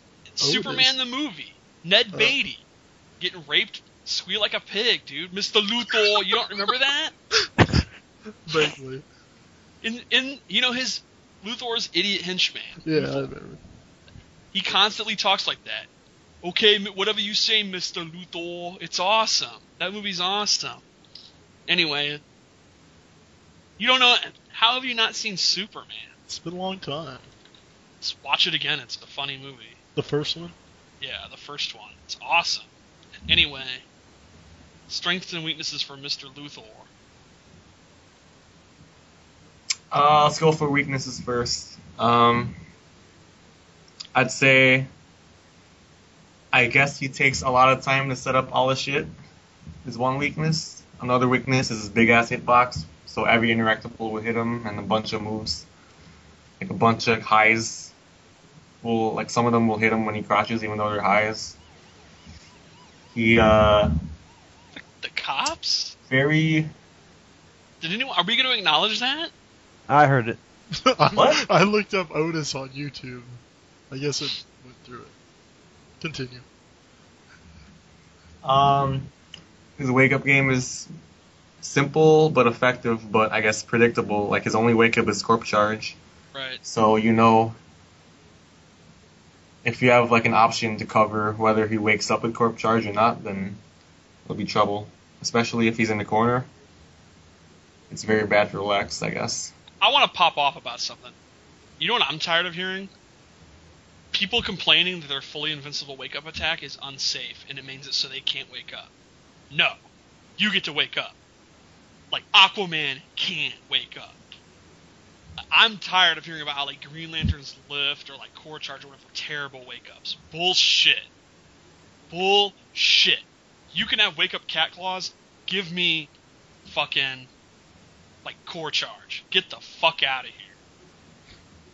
A year from now, when people are really good at stuffing wake-up attacks, they're going to wish they had they're going to wish they had fully invincible wake-up attacks that are unsafe. Get the fuck out. I'm tired of hearing about that. Has anyone seen us play Slips? You literally can't wake up. Literally, you can't. Your wake-up attacks don't work with proper timing. Not that it's a bug, like they shouldn't. They're not fully invincible the way they were designed. Aquaman can't get up. Players can talk about not being able to get up. When you have an option where they must guess to stop their pressure to punish your wake-up attack, you can get up. It's just risky. That's better than nothing. Get the fuck out of here. I'm tired of hearing about that shit. You have trait. Yeah, I have trade, it was a random chance to even get it. If the round starts and you hit me, I then essentially do not have a wake-up attack against Scorpion. And people are going to have the nerve to talk about how their basically wake-up DP or whatever is terrible because it's unsafe. Get the fuck out of here. That's pretty much the only chance I have. Yeah. Are people just not paying attention when you play? Does that make you emo? I don't know. I've gone beyond thinking people take anything I say seriously. Like, I literally can't wake up. I cannot backdash, jump out, meter. I cannot wake up. I can't wake up. But then you have to hear about how some wake-up attack that's fully invincible, they must respect. It's bad because it's unsafe. Like, at least it's like a 30-30-30, like a 33-33-33 guess. I'm pissed I'm riled up just thinking about this. Get the fuck out of here. So Scorpion needs it. Is Catwoman life alert then? What? Help! I've fallen, I can't get up. Life alert. Remember those life alert commercials? Yeah. I'm just saying, like, a lot of people that actually have functioning, like, pretty good wake-up attacks, many months from now, when people really understand the wake-up system better, they're going to realize that what we consider bad wake-ups are actually some decent ones.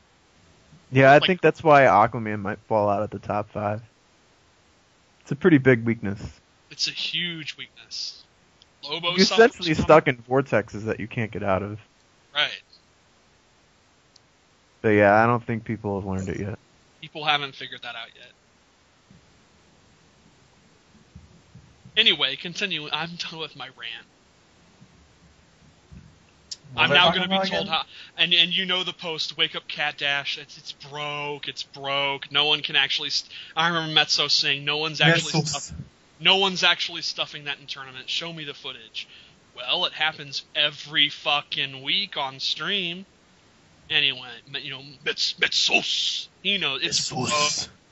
It's awesome. Her wake up cat dash is just broken. You know what? Get the fuck out of here. Go back. Yeah, I don't even. It's on stream every I'm fucking. done preaching tech. Right. Anyway. But he listens anyway. Anyway, Lex, Mr. Luthor. So he's fat, basically. That's his weakness.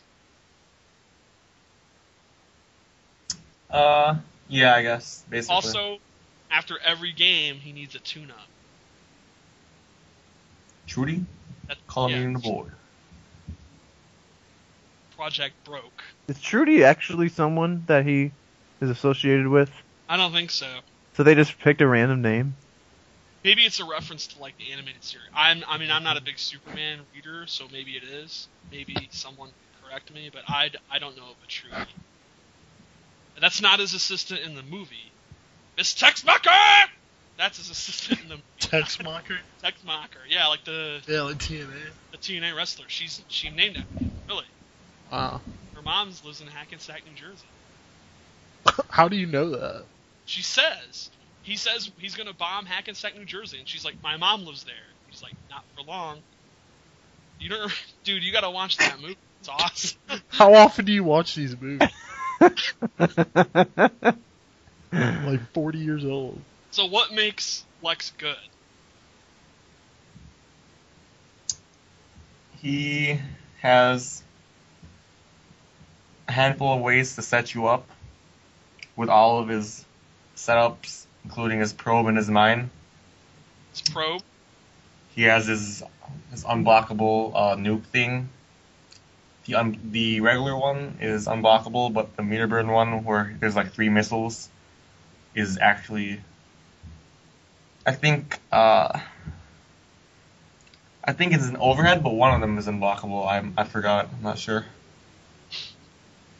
But anyway, like he has a hit confirmable low, back 1-3, which you can hit confirm to vacuum.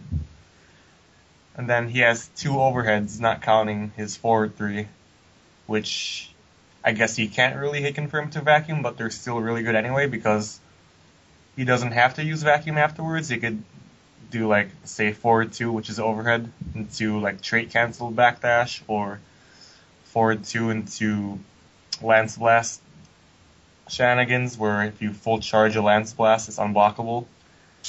And then you could dash cancel that for further mix-ups. So it's really fun and really cool.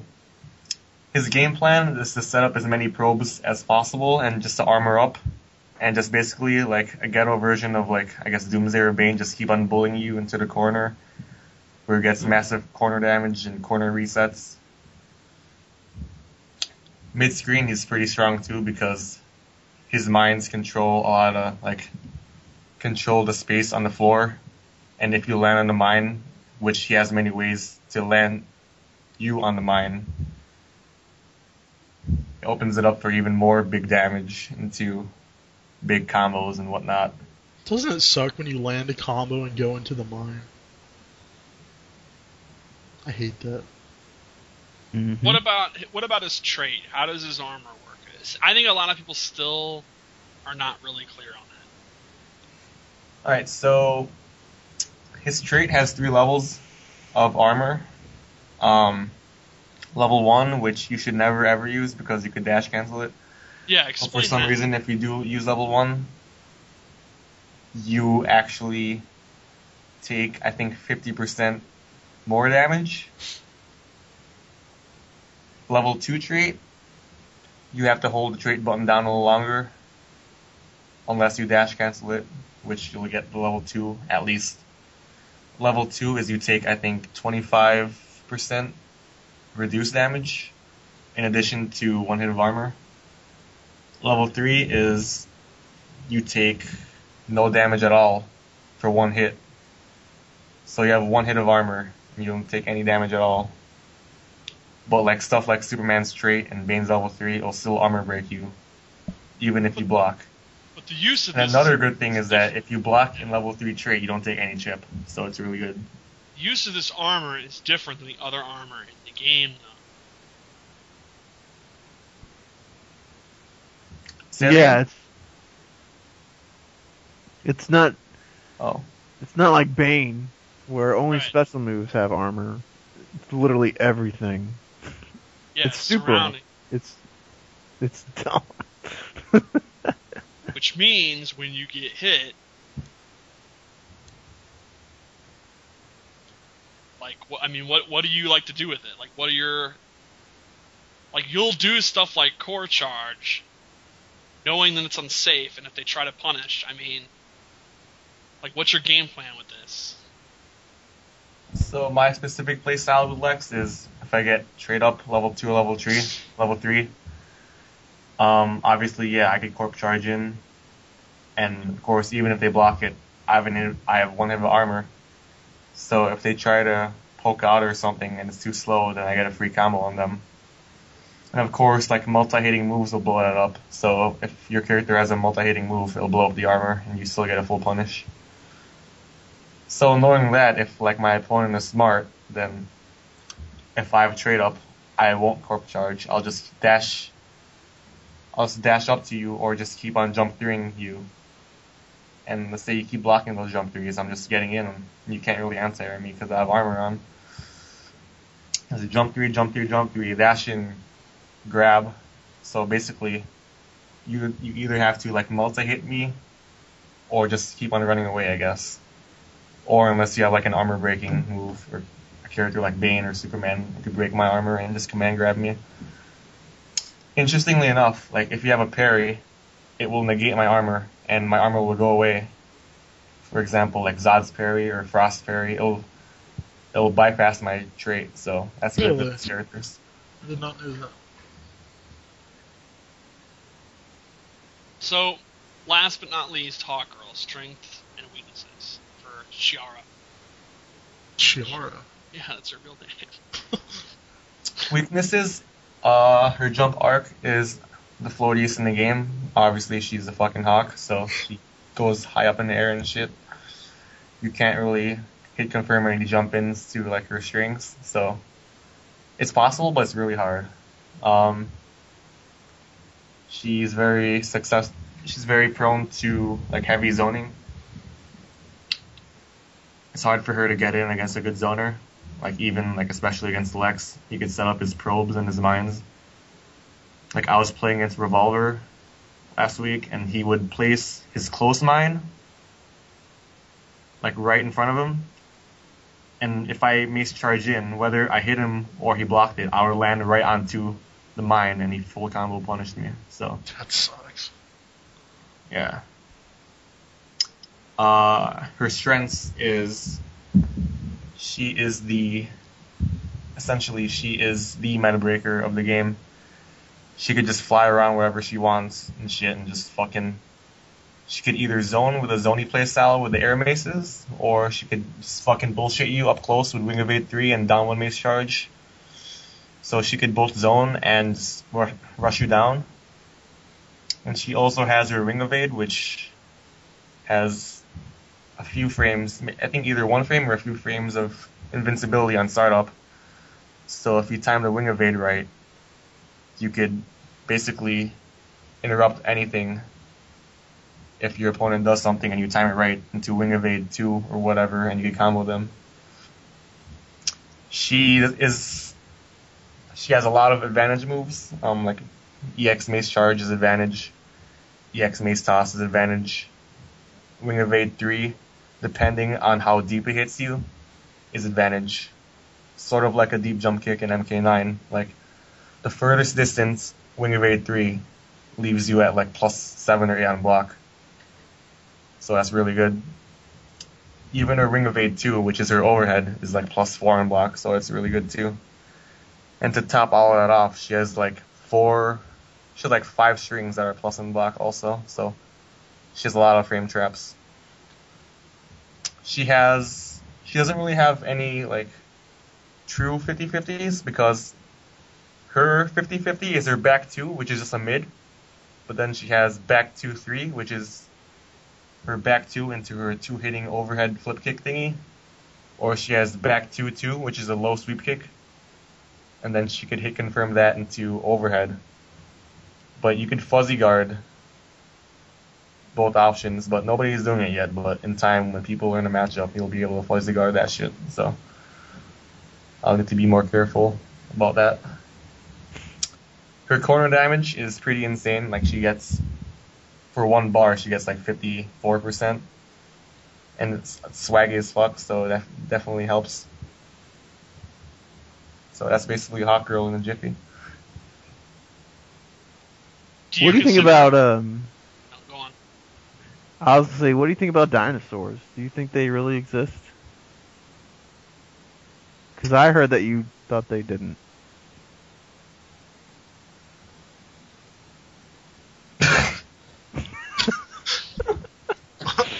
All right. I mean, I don't know what I'm supposed to say to that. Fuck. Well, did you or did you not ask if dinosaurs were real? I did ask that. Okay. And what do you think? Do you think it's true or not? I was sort of trolling when I asked that question, but Right. yeah, I You was. ruined the joke. Did you guys know that raptors weren't really like that big? Yeah, Yeah. they were real little. Yeah, and they had feathers. Doesn't that suck? Yeah, they're not really as cool as Alan Grant made them out to be. Dude, you know they're doing another Jurassic Park movie. Jurassic World. Yeah, it's gonna be awesome. It's gonna Wait, suck. Red Raptor? Red Raptor 10? Isn't he from STL? Yeah, He is. I've played with him before. Wasn't he your first Asian buddy before you came up here? No, I had many Asian buddies in the Tekken I mean, your days. first MK Asian buddy. He was my first MK Asian buddy, yes. Oh. Props to him. He was not bad. Props to Asians who play NRS games. We're a dying breed. Well, we were never alive to It's begin never with. Do you think a lion could take out a raptor knowing what we know now? Absolutely. Yeah. Maybe So not a rap- herd of raptors, though. What do you call a herd of raptors? I don't know. Like, what are they called? A flock? A flock, I guess. Raven's flock? Yeah. Wow. Lodi. Sick boy. Sick boy. God, that Riggs, was terrible. Kidman. That was tight. They were That tight. was Yeah, they were dumb. tight. Raven Reese. was tight. Reese. Yeah. Saturn. Remember when he talked to a mop? Yeah, Moppy. He got all that retarded gimmick. Yeah, remember when Jericho beat him and he had to wear a dress and then he was into it? Yeah. You hear about Perry Saturn got shot in the head and, like, didn't feel it? What? Yeah, Perry Saturn got shot in the head. Like, some chick was getting, like... She was, like, getting kidnapped or something like that, or robbed, or something happened, and he, like, broke it up. He was, like, chased away the bad guys, and one of them shot him. But he just, like, no-sold it in real life. That's tight. Yeah, he's tight. I know he, like, smoked meth for 3 years, then disappeared, and then came back and had a tattoo on his face. I didn't know about that. He Is he does. still alive? He is. Okay. It's hard to keep track of the 90s washed-up wrestlers who's still alive and who's not. Yeah. Virgil? Virgil's still alive. I actually saw him in person recently. Really? He was at Comic-Con. Isn't like nobody in the line to sign his shit or whatever? And yeah, it was That like that, picture actually. of him? It actually was like that. He was sitting there and no one cared. That's sad. I mean, I did. Yeah, and so everyone I was with, like, do you want to meet him? And I was like, not really. So it's just like if KT Smith had an autograph booth in MK. Yeah. Like, autographs $10. Who would Wrath want an of MK Jackalope. player? Like, yeah, what was that Jackalope thing? What? Wrath of the Jackalope. Wrath of the Jackalope. It sounded cool. I mean, The fuck are you talking about? Ford 4 lottery. What do you think was a bigger disappointment? Like our parents realizing that sharks weren't really the badass as Jaws, or us realizing raptors weren't as badass as the raptors in Jurassic Park? Jaws. I'm still scared of sharks. So Jaws was a bigger... Man, that's bullshit. No, I mean, Dinosaurs are bigger. Jaws is like legit. Like, people do get killed by Right. sharks. I mean, I'm sure people would really get killed by raptors. They're not that smart. How do They're we not know? really clever They girls. can't open. No. They can't open doors. Dude, Muldoon was tight. He was Dude, tight. Yeah. Shooter! Yeah, he's awesome. He's awesome. Like, closes up on his mouth. Shooter! Like, see his teeth. That's the second best mouth close-up ever. You know what the first is? What? Temple of Doom. We are going to die! That is good. Mouth close up. Steven Spielberg special, man. Yeah. Shit's tight. Who was better in Jurassic Park, the raptors or the T-Rex? T-Rex. he By fucking far. What? Yeah, Over the raptors? the best dinosaur shot, and that's the very end when the banner falls down on him. That's Yeah. fucking tight. That movie You know, was awesome. That almost wasn't in the movie. That was Yeah, added they very late. Yeah. The original ending was like the bones fell on him. Yeah, that's right. The bones fell on him. That was a perfect ending, Dude, though. T-Rex bodied 3 raptors. Well, I'm not saying who wins the fight. I'm saying, like, who was more badass. Yet, oddly, I preferred Talon in Primal Rage. Talon was tight. It was tight. Wasn't he broke? He was Yeah, the best in the game. Like, Yeah. bro, he's like super Low bad. hitbox.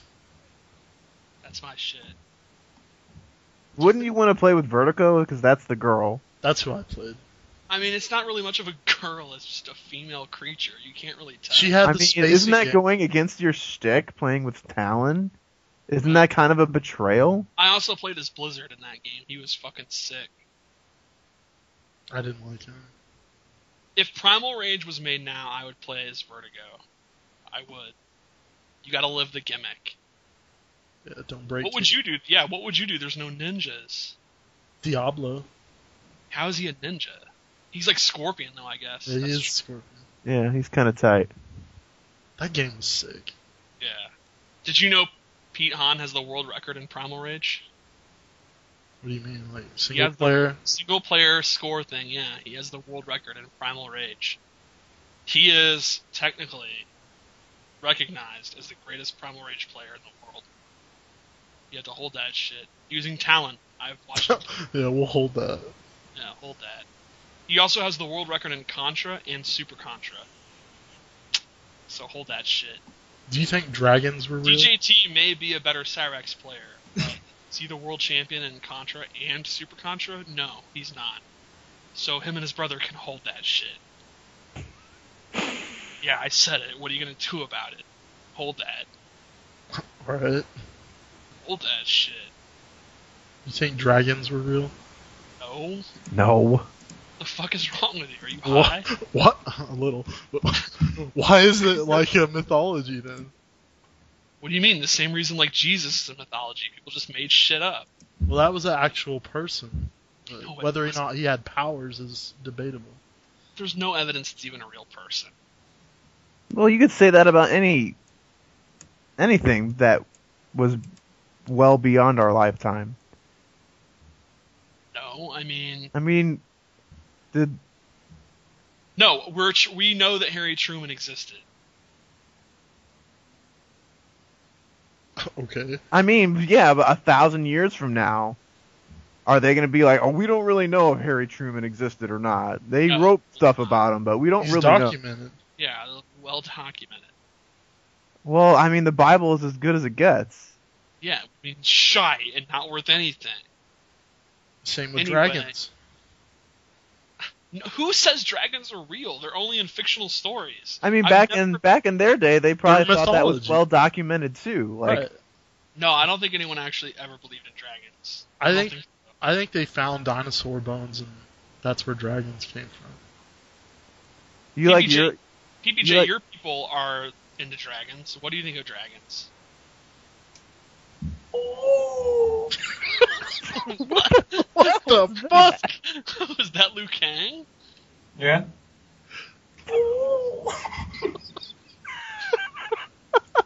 Alright, that's the intro. Do you like European dragons better or Asian dragons better? Asian dragons. Come Obviously, on. he's gonna say Asian dragons. He is Asian. Yeah, why would he be like the European dragons? Do you guys know the difference? Yeah. Okay. Yeah. No, I know. what's the difference? You don't know the difference? Not They're really. like serpent. You're so type. dumb. I mean, they're like yeah, like the Asian ones have like fins and are more like a serpent-looking thing, like the MK. Yeah, they're more like snakish. Yeah. Whereas then European dragons are more like giant fucking lizards. Like The small. European ones are tighter. I agree with that. Yeah, serpents are stupid. They don't even have Did you- hands. Did you see that fucking boa constrictor ate a chick? What? There's like a What? picture of it, but it's not real, but it looks tight. Like ate her whole? Yeah. Wouldn't that suck? Yeah, I mean, Yeah. Wait, you real. know what? A boa constrictor ate a human being. Okay, it's not real, so why would you talk about it like it's fact?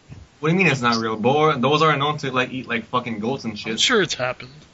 Yeah. Maybe like a child. Do you know that there was this chick in like the 70s or whatever, and she claimed that a dingo ate her child? No Yeah. one knows that. No one believed her, and she got like arrested and shit for killing her child. But then years later, like not that long ago, they found out that a dingo did eat her baby. Like they found a dingo The lair. dingo ate my baby. Dingo ate your baby. Yeah. Yeah, that's really fucked up, guys. You're just making light of someone getting killed by a wild dog. It's a famous That's line. yeah. It's a great movie. Meryl Streep. That's a movie? You don't know that's a movie? No, I've never heard. How I don't know dumb what it are is. you? I don't know what it's from either. Yeah, I don't know that. Yeah, it's a movie. Okay. What do you think in Seinfeld when Elaine's like, the dango ate? Where do you think she got that from? I don't know. I don't know. God, you guys are idiots. Okay. Meryl Streep was in the movie. I forgot. It's like Something in the Dark or something like that. I can't remember. It was a good movie. The dingo ate me. And then she was on trial, and she was like, I swear to God, a dingo ate my baby. That would suck if a dingo ate your baby. Yeah, no one believed you. Yeah, no one Dingo's believed- like a kangaroo, isn't it? No, it's like a It's dog. like a dog. I saw a guy shitting by a dumpster at work. Like What? Trevor. Trevor from GTA. Yesterday, I took these boxes to the dumpster, Okay. and there was this guy squatting behind it, hmm and he was taking a shit. How do you know he was taking a shit? Dude, I could see it. I could Did you- smell it. Did you see? Can you smell what the rock is cooking? I smelled it. Did you see the fecal matter? Yes.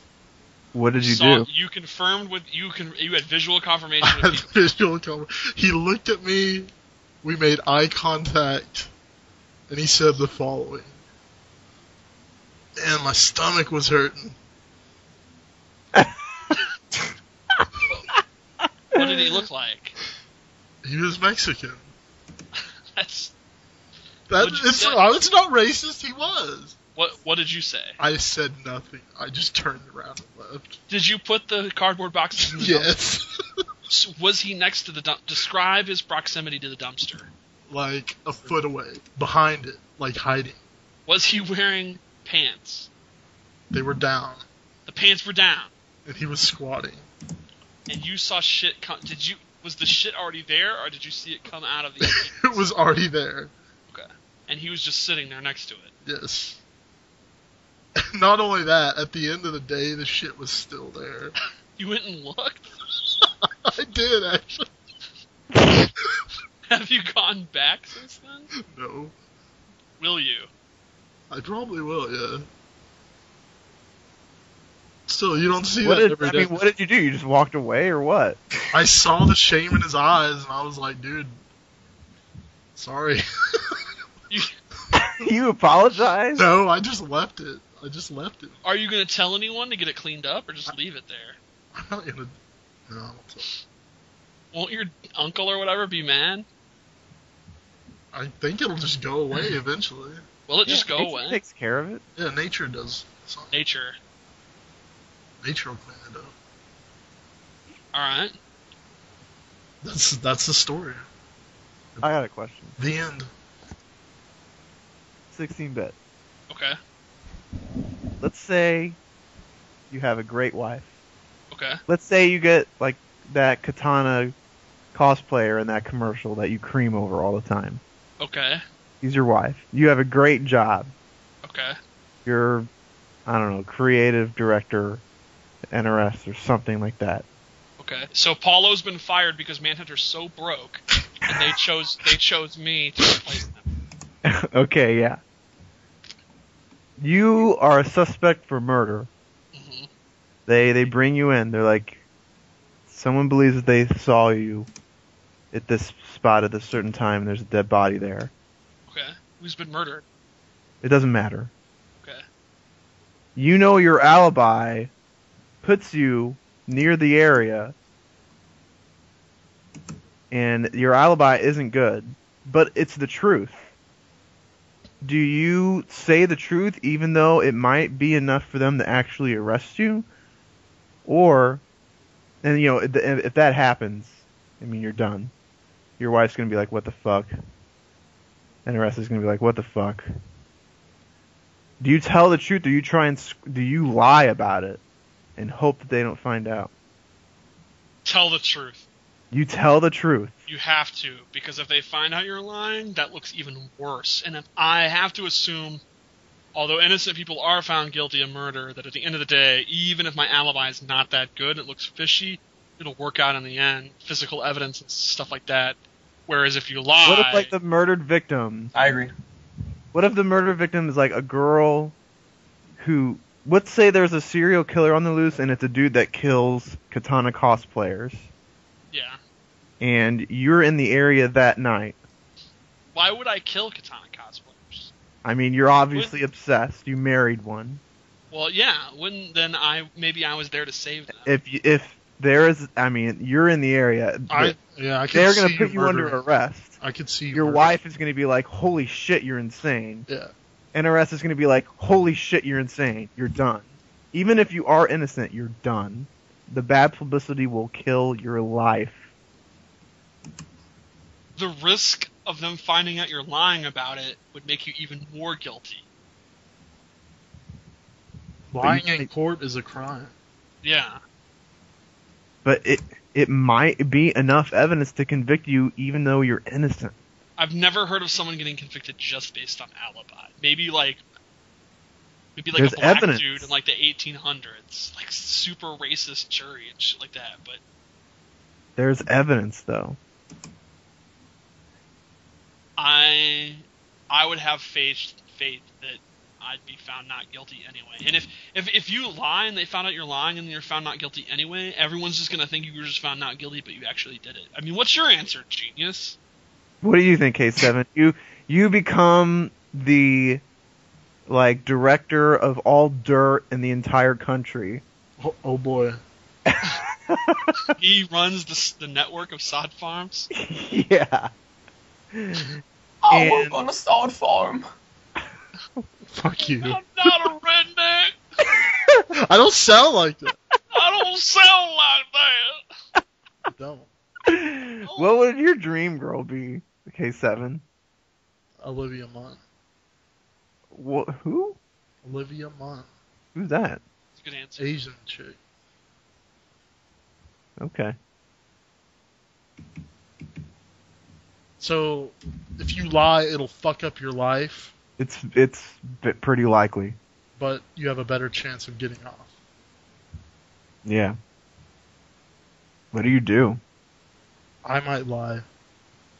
You're a fool. I might lie. You're a fool. I might lie too. Yeah. Just If you're asking- in that situation, you're just asking for more trouble. if you didn't really do it, then you're not really taking the risk to ruin your life. It'll be made public. The police would be like, yeah, this person's under arrest.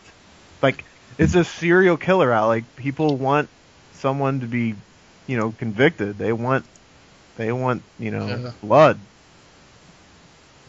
PPJ, And the what police- about you? I'm telling the truth.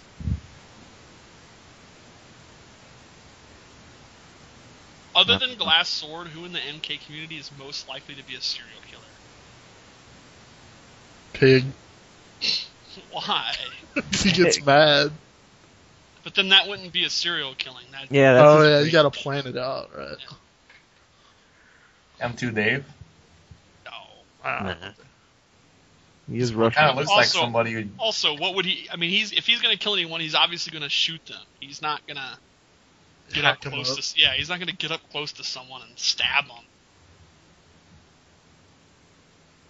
He does look like that guy in American History X, though. I don't know. I mean, all serial killers are white, so it had to be a white guy. What was that hot girl player at NEC? He kind of looked like a serial killer. What? Not Huh? you, the other one. Trey Pound, No, the other one. It's The white- racist. Dark Soul, Yeah. Dark Sword, whatever. Yeah, Dark kinda- Steel? Dark Steel, yeah. Looks That like name a- sounds like a serial killer. Yeah. Have you seen him? He looks Looks like a nothing serial. like a serial killer. What does a serial killer look like? A nondescript white guy. Yeah.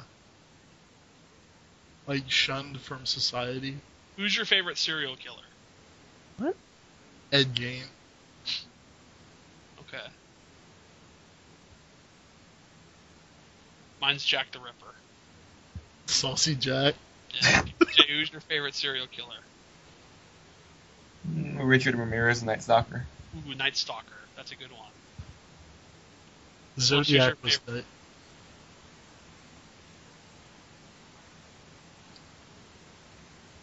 Can I pick a fictional one? No, that's dumb. No, that sucks, man. Who is it? Who would it be?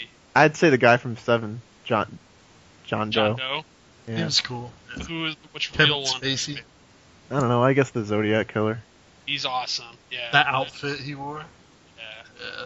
it's tight. He should be in a fighting game. If there Serial was, killer fighting game. Dude, if that there was a serial tight. killer fighting game, who would everyone main? Manson. Manson? He Would he have throw them assists? stars. Would he just be assists? The family? He'd be like, Yeah. help me drop down and do stuff? Yeah. I'd main Lizzie Borden. PPJ, who would Wow. you main? This is fucked up. Probably Ramirez or Ted Bundy. Ted Bundy, fake cast, hits you over the head with his fake cast. Who's Van? That'd be tight. What was the clown dude? John Wayne Gacy. Yeah, he was weird. Yeah. He died on the same day as my birthday, Really? May 10th. Yeah, Just the same day or like the year? same day, Okay. May 10th. Why do you know that? Yeah. I don't know. Slips, who would you main in a serial killer fighting game? I don't know. I don't know too many serial killers. You guys ever hear the album Serial Killer? No. It's tight. Did you K7, have you ever seen that? Serial Killer soundtrack? Serial killer? You mean green jelly? Yeah, green jelly. Yeah. Green jello. It's green jello. It's green jelly. Actually, it's green jello. Sir, don't make me correct you. They had, It to, was originally- they had to change it. But it's still pronounced green jello. They say that. Is it? Spider-Man, Venom, Maximum Carnage. That's sick. You You know who their drummer was? No. It's the drummer from Tool. Well, Maynard's in it. Yeah. Kind of. Yeah, he's kind of in it. Dude, that game was tight. That's one of the best Spider-Man games. ever Yeah, made. the beat 'em up. Did you ever see that political combat thing, K7? No. Man. It's like political fighting game. Yeah, it was awesome. It was going on during like the debates and shit. It was tight. It was like based off Mortal Kombat and shit. It was awesome. Yeah, Is it's there pretty fatalities? great. Yeah. I gotta check that out. I didn't see it yet either. Alright, so before we wrap up, let's talk about Frosty Fastings. That's the next big tournament. That's coming up in like 2 weeks here in Chicago. We already know Wound Cowboy's coming. We know Glass Sword is coming. Your Tom rival. Brady. Perfect Legend. Possible appearances from AKA. Possible appearances from Ohio. There could be a Forever King cameo. I hear he's the man to beat. That's what I heard too. Jay, what do you think about these guys coming to invade our land? You gotta send these fools back to where they came from. Multiple body bags. No charge. No charge. Which is the one that you want to... Of the people I've listed, who do you want to play the most and why? And play Wound. Sinestro? I want to play a good Sinestro. It'll be interesting. Did you know Chicago has never won Frosty Fastings? In NRS games? In NRS games, yeah. We've lost to the Invaders. Carl and Pig. Yeah, so we need to put a stop to that bullshit. Fuck out of here. Yeah. Okay, that was hype. Dude. What do you guys think about? Go ahead. Let's say, what do you guys think about Pig leaving? He's not. He's I- right. I think he'll be back soon enough. He's a lifer. Well, he said he's taking a break. Yeah, he's taking a break. What do you think his issue is? What do you think his problem is? Like, we know what the problem is, but I don't how do know. you think What he fixes it? What do you think? Someone brought up Um, an interesting point in the forums where they said perhaps mentally he's been playing to lose instead of playing not to lose instead of playing to win. Maybe there's something to that. There is a difference between playing not to lose and playing to win. Mentally. True. Playing not to lose means you're hoping someone else makes the mistake and they just give it to you.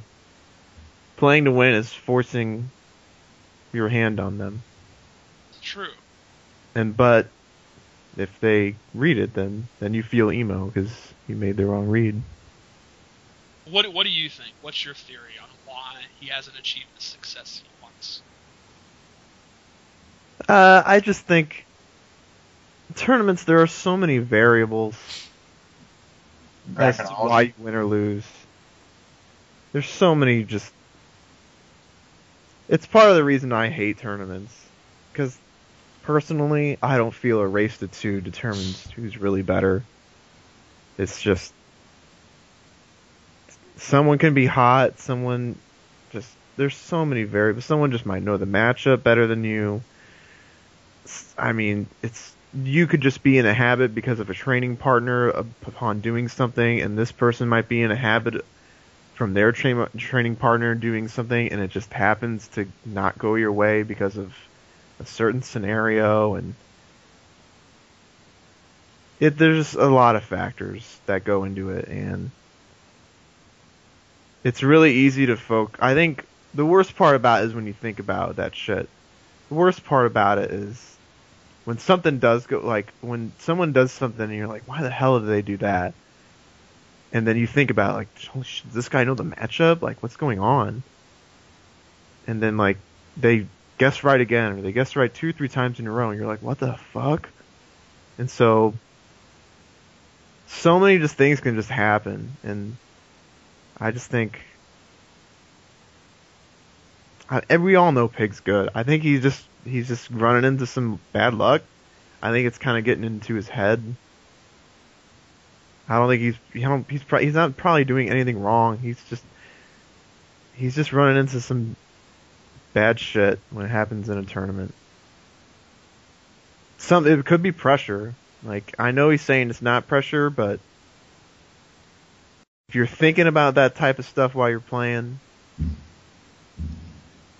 then, I mean, it's shit. I don't know. I know it's definitely. I wish I could. I hate tournaments. I mean, whenever I don't make a top 8, whenever I don't do, I feel the same way. Like, I know how he feels, and whenever I lose in a tournament, I look back at the mistakes I made, and it's like, God, why the fuck did I do that? Like, that was stupid. And, you know, it's just sometimes you just guess wrong, and there's nothing you could have done about it, and you just go on. You just can't get emo about it. It sucks because so much rides on a race to 2. And that's why I hate it. I hate all the pressure. So I feel his pain. I can't really knock him for it. Well, I mean, he's in a position where he's got to take off from work and dedicate a lot of time, and he's a guy that's driven to win. He's open about that. He's not there to get 9th. He's not there to get 13th. He's there to have fun, but at the end of the day, he's there to win. And he's a guy he's a winner. He's used to winning. And I'm in the same boat. A lot of these MK guys, I'm used to getting top 8 at every major I enter, and I'm not in this game. And it's rough. And when you're used to that and you start to lose, you start thinking, I'm going to get 9th again. And you freak out. I wonder if that's happening to him, even if he doesn't think it. You know, even if he's not admitting it, that he's getting nervous and stuff. I wonder if it's affecting him. Yeah, it's getting to the point now where it's more psychological than it is actually truth. Either way, if he's not getting out of traveling what he wants, then taking a break and trying to figure this out makes sense. No one thinks he sucks or anything. Right. No one's like, oh, Pig, hold that. I mean, he knows he's good, definitely. I feel like he's getting this bullshitted due to bracketology and shit. Yeah, like, there's just so many things that go into it. And it sucks to know that no matter how much work you put in, sometimes you're not going to get top 8. Like, it's a kind of a shitty feeling. But, I mean, honestly, that's almost every game. I mean, there's an equal amount of people working just as hard as you. I mean, we all want to think we're just better than everyone. But we're all human beings. We're all playing at the highest possible human level, at least as far as we know. It's what, like 90 seconds? Anything can happen. Yeah. Alright, let's do the name game and wrap up. Okay. Alright. PPJ, I'm going to say some names. You blow these people up. First name. Tom Brady. Bozo. Bozo. Remember Cookie? Yeah, that show was tight. Cookie, what was it? Oh, Wizzo? Was it Wizzo? Wizzo. Yeah, he was tight. Wizzo was tight. Dude, what's it? Doody doody doody doo. The grand prize game, that was in Chicago. Was it? Yeah, that Bozo show was in Chicago. Yeah, What was the best game? CM Punk was in an episode. Yeah, I think I saw that. Dude, the grand prize game was the shit. I always wanted to play that shit. I think where you throw the ball in the cups. Yeah, that was badass. I was the best in that game. Hold that shit. What? Free How do you tickets. know? You were never on the Bozo show, PPJ. The Was it- Bozo Bucket game? Yeah. Like at How the could Chuck you be E. the Cheese and best shit? at it? How could you be the best at it? Wait, what are you talking about? Second name. Gur.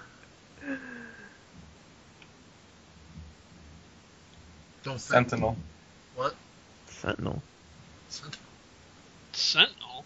What does that mean? It's a robot. That sounds racist. Tank top guy. Philippines. What? Darth Arma. Jer. Does look like him. He does. He's just not wearing those fucking dresses. Like a Mexican version of Jer.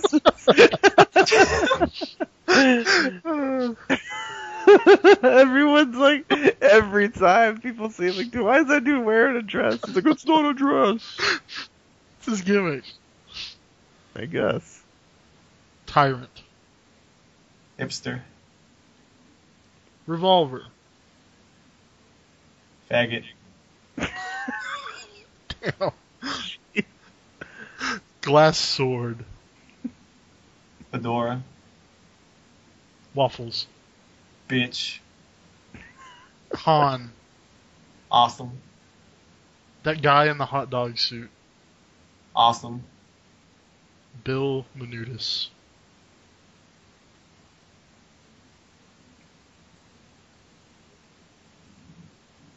Didn't you already say Tom Brady? This is our gimmick. This is the man behind the Sub-Zero mask. The real Tom Brady. Or the real... Oh. Ooh. Nose, I guess. That's That's every fucking show. He says that. Someone's... God, Did it's you know there's a reason why guys have bigger noses than girls? Why? Just so to get more oxygen to our muscles. Because Really? have more muscle mass. Because We we're need more hunters. oxygen. Hunters Right. and So this gatherers. is scientific analysis for Yes. the week. Alright, let's do shout-outs and stuff. Did you hear about that dude that sued his wife because she gave him ugly kids? Oh. What? You didn't hear about that? That's awesome. Yeah, like, he sued his wife because his kids were ugly. And he blames her. Did you hear about that one girl who divorced his husband for being too nice? What? Yeah, look it up. Like, she literally said, "Oh, he's too nice. I'm done." Wow, that guy won over the ugly kids. He actually sued her and won. Yeah, he won. Wow. Because she didn't tell him, like, she used to be, like, super ugly. And she got, like, thousands of dollars of plastic surgery to be hot. Oh, I see the And she picture. never told Yeah. him. Yeah, she never told him about that. And so when the kids came out, he was like, oh my god, this kid's fucking He idiot. won $100,000. So, Dude, sued her for giving him ugly children. it's amazing. That's fucking... Those are some ugly kids. Yeah, they are pretty ugly. Yeah. It's like Tom Tucker from Family Guy, his son with an upside down face. They do.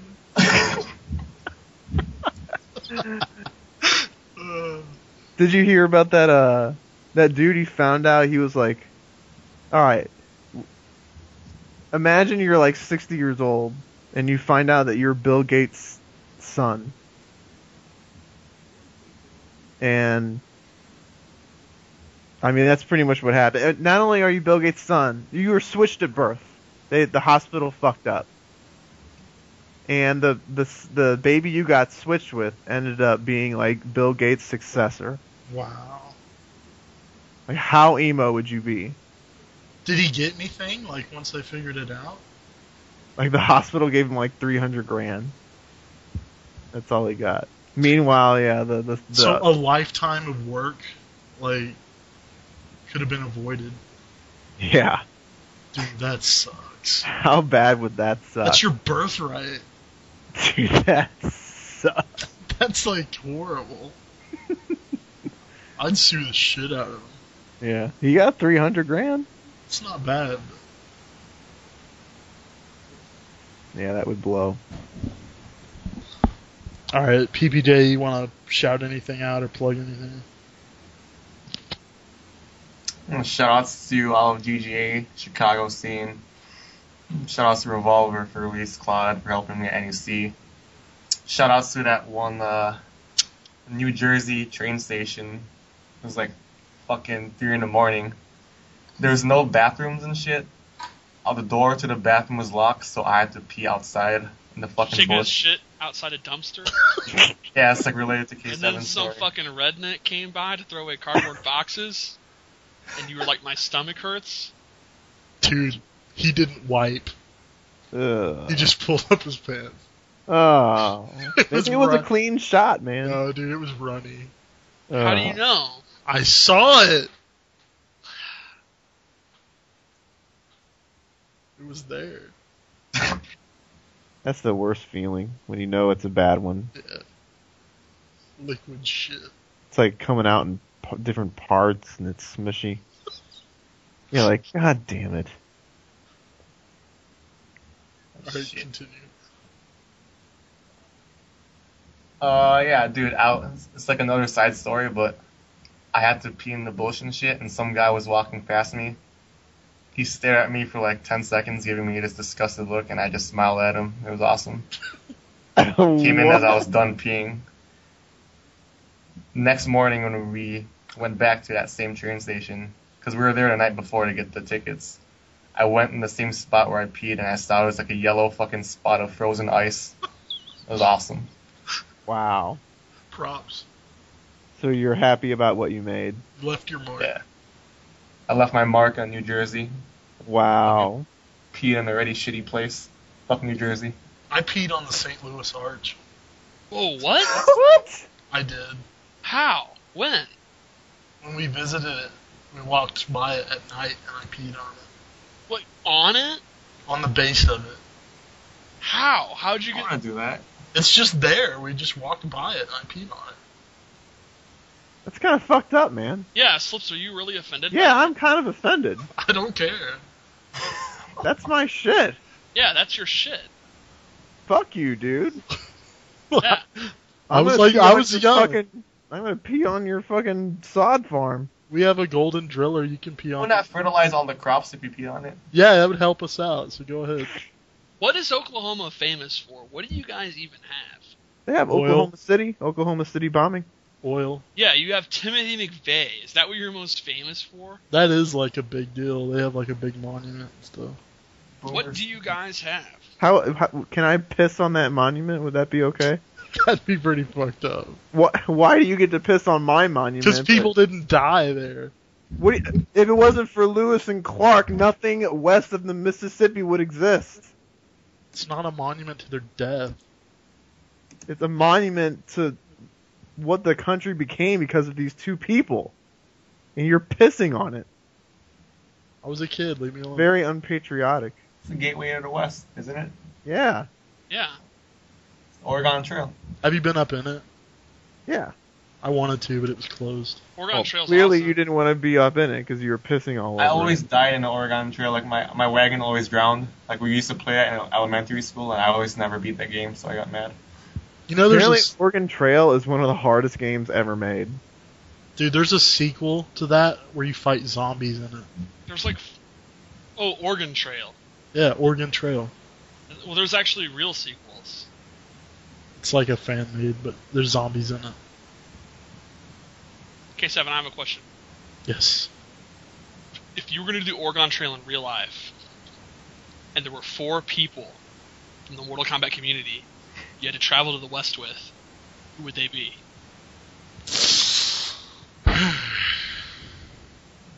We'll do the glass sword Yeah, gold dust. Yeah, the gold dust.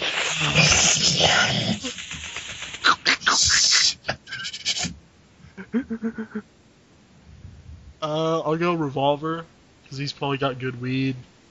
What about Tommy? Nah. What about Slayer? Nah. He teabagged me once online. Fuck that guy. I'll go old school. I'll go Lady Lynx from Game Facts.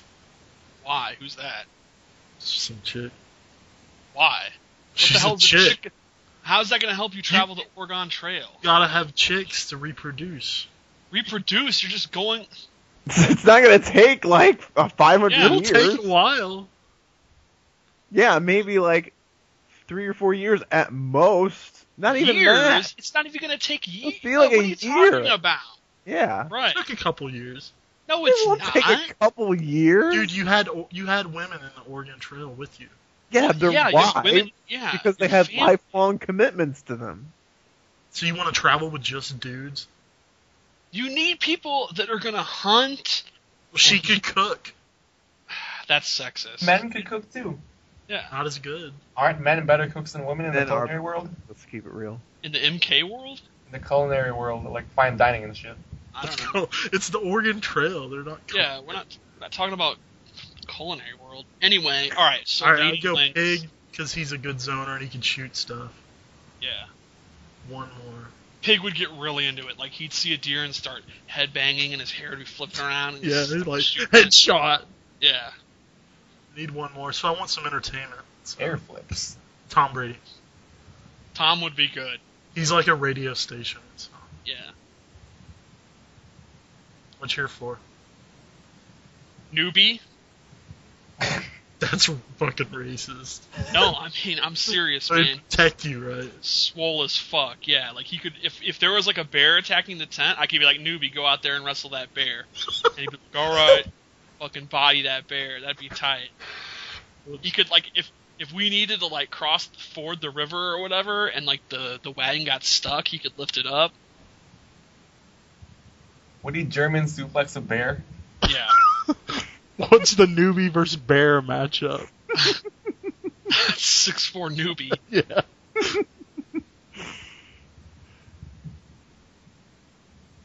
I would also say, I think I'd take Dizzy with me. He's very responsible and logical, and could definitely, like, guide me in the right direction on what to do. He'd keep us in check, you know? I would say Tom for entertainment's a great answer. Yeah, He you gotta is. have him. Right, you have to have Tom. The only problem would be when you get emo. Like this And then- meat is spoiling. And then I would say,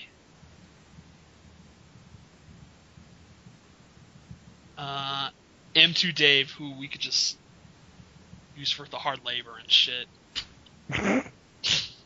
It's a bunch of bullshit. Yeah. Go back to setting those oxen up, Dave. And also, if we got stranded, he'd be the first we eat. I don't remember cannibalism in Oregon Trail. Donner Party, man, the Donner Party. I don't know what that is. The Donner Party? You gotta Google that shit. It's tight. They ate each other. Everybody's Googling it now. Alright, go ahead. Let's wrap this shit up. Yeah, let's wrap this shit up. You two don't get Oregon Trail partners. Yeah. So you guys got anything, or are we done? I'm good. Are we done?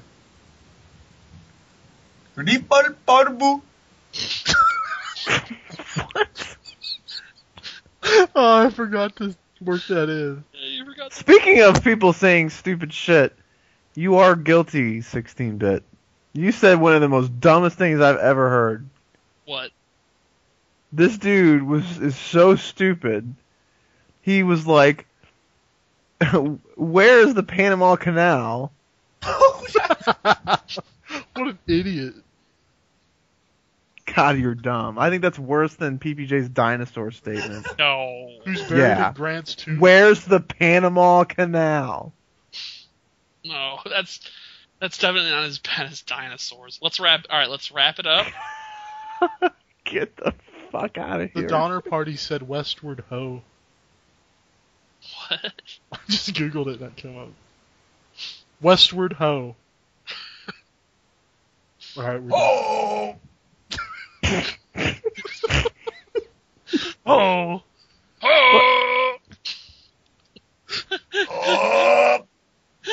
What the hell? That's not this. Oh. He's not Cyclops. Colossus? No, that's me. Yeah, Remember Colossus. at the arcade, right next door to the console area. Oh, you always hear that? Yeah, that was a special. Yeah, you always hear it. It's tight. Alright, we're done. We're done. Repo Parpu. Is it Repar Parpar? What is it? No, Rip, the Tekken player. His real name is Repo Parvu. Repo Parvu. Repo? Repo Parvu. Why are you saying his name? Repo Parvu. Repo Parvu. Thank you, come again. Repo Parvu. It's awesome. Repo. Repo Parvu. Isn't that the name of the money in Zelda? No, that's rupees. Repo. Oh, okay. Repo Parvu. That's awesome. He went to VXG. Can you give me Repos? Okay. That's so racist. There's no way Repo Parvu listens to this show. No. Bye, Repo. He doesn't listen to this shit. Alright, we're done.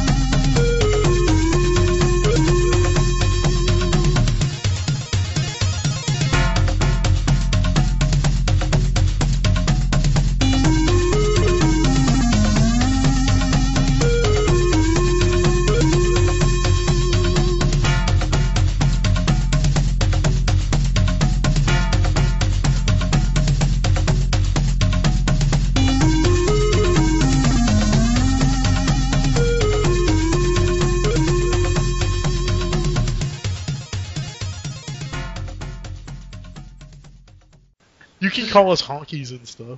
Honkies. Oh. Yeah, but you're not a redneck. No. I wish I was a redneck. Oh. I wish I was like born in the Appalachians and shit, rolling down the fucking hills and shit, eating raccoon. That's exactly what it's like. Do you have like one of those raccoon hats, K7? No, but I want one. Did you hear that intro I did with the PPJ thing? Yeah, that was That awesome. was tight. I'm so good. Was that the MK4? It was. Yeah, I recognize that. Was awesome. You know where you put in your initials? Yeah.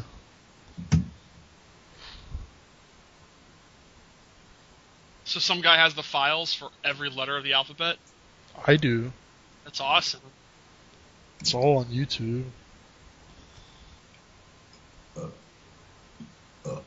MK4 announcer kind of sucked. Herman Sanchez? I don't know. His name. I like the Deception announcer. He's awesome. I like the MK9 one. He was pretty good, but not as good as... I like some of the way he says names are cool. Cabal.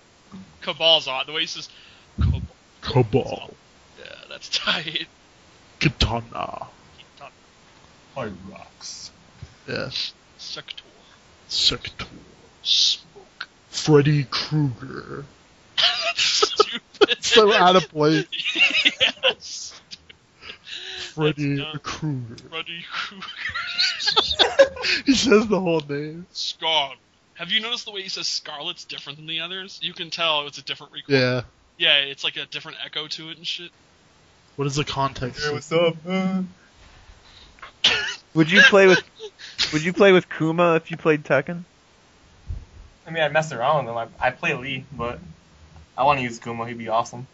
We were just talking about this at Tommy's, and that's what I speculated, that he'd play Roger and Kuma. The kangaroo? Yeah, I'm doing the kangaroo is tight. Like that. Kangaroo's cheap. I like him. Yeah. He's got like boxing gloves on. Yeah, he's doing old-timey boxing. That's awesome. They need to bring old-timey boxing back. It's tight. Put up your dukes. Ye old kangaroo.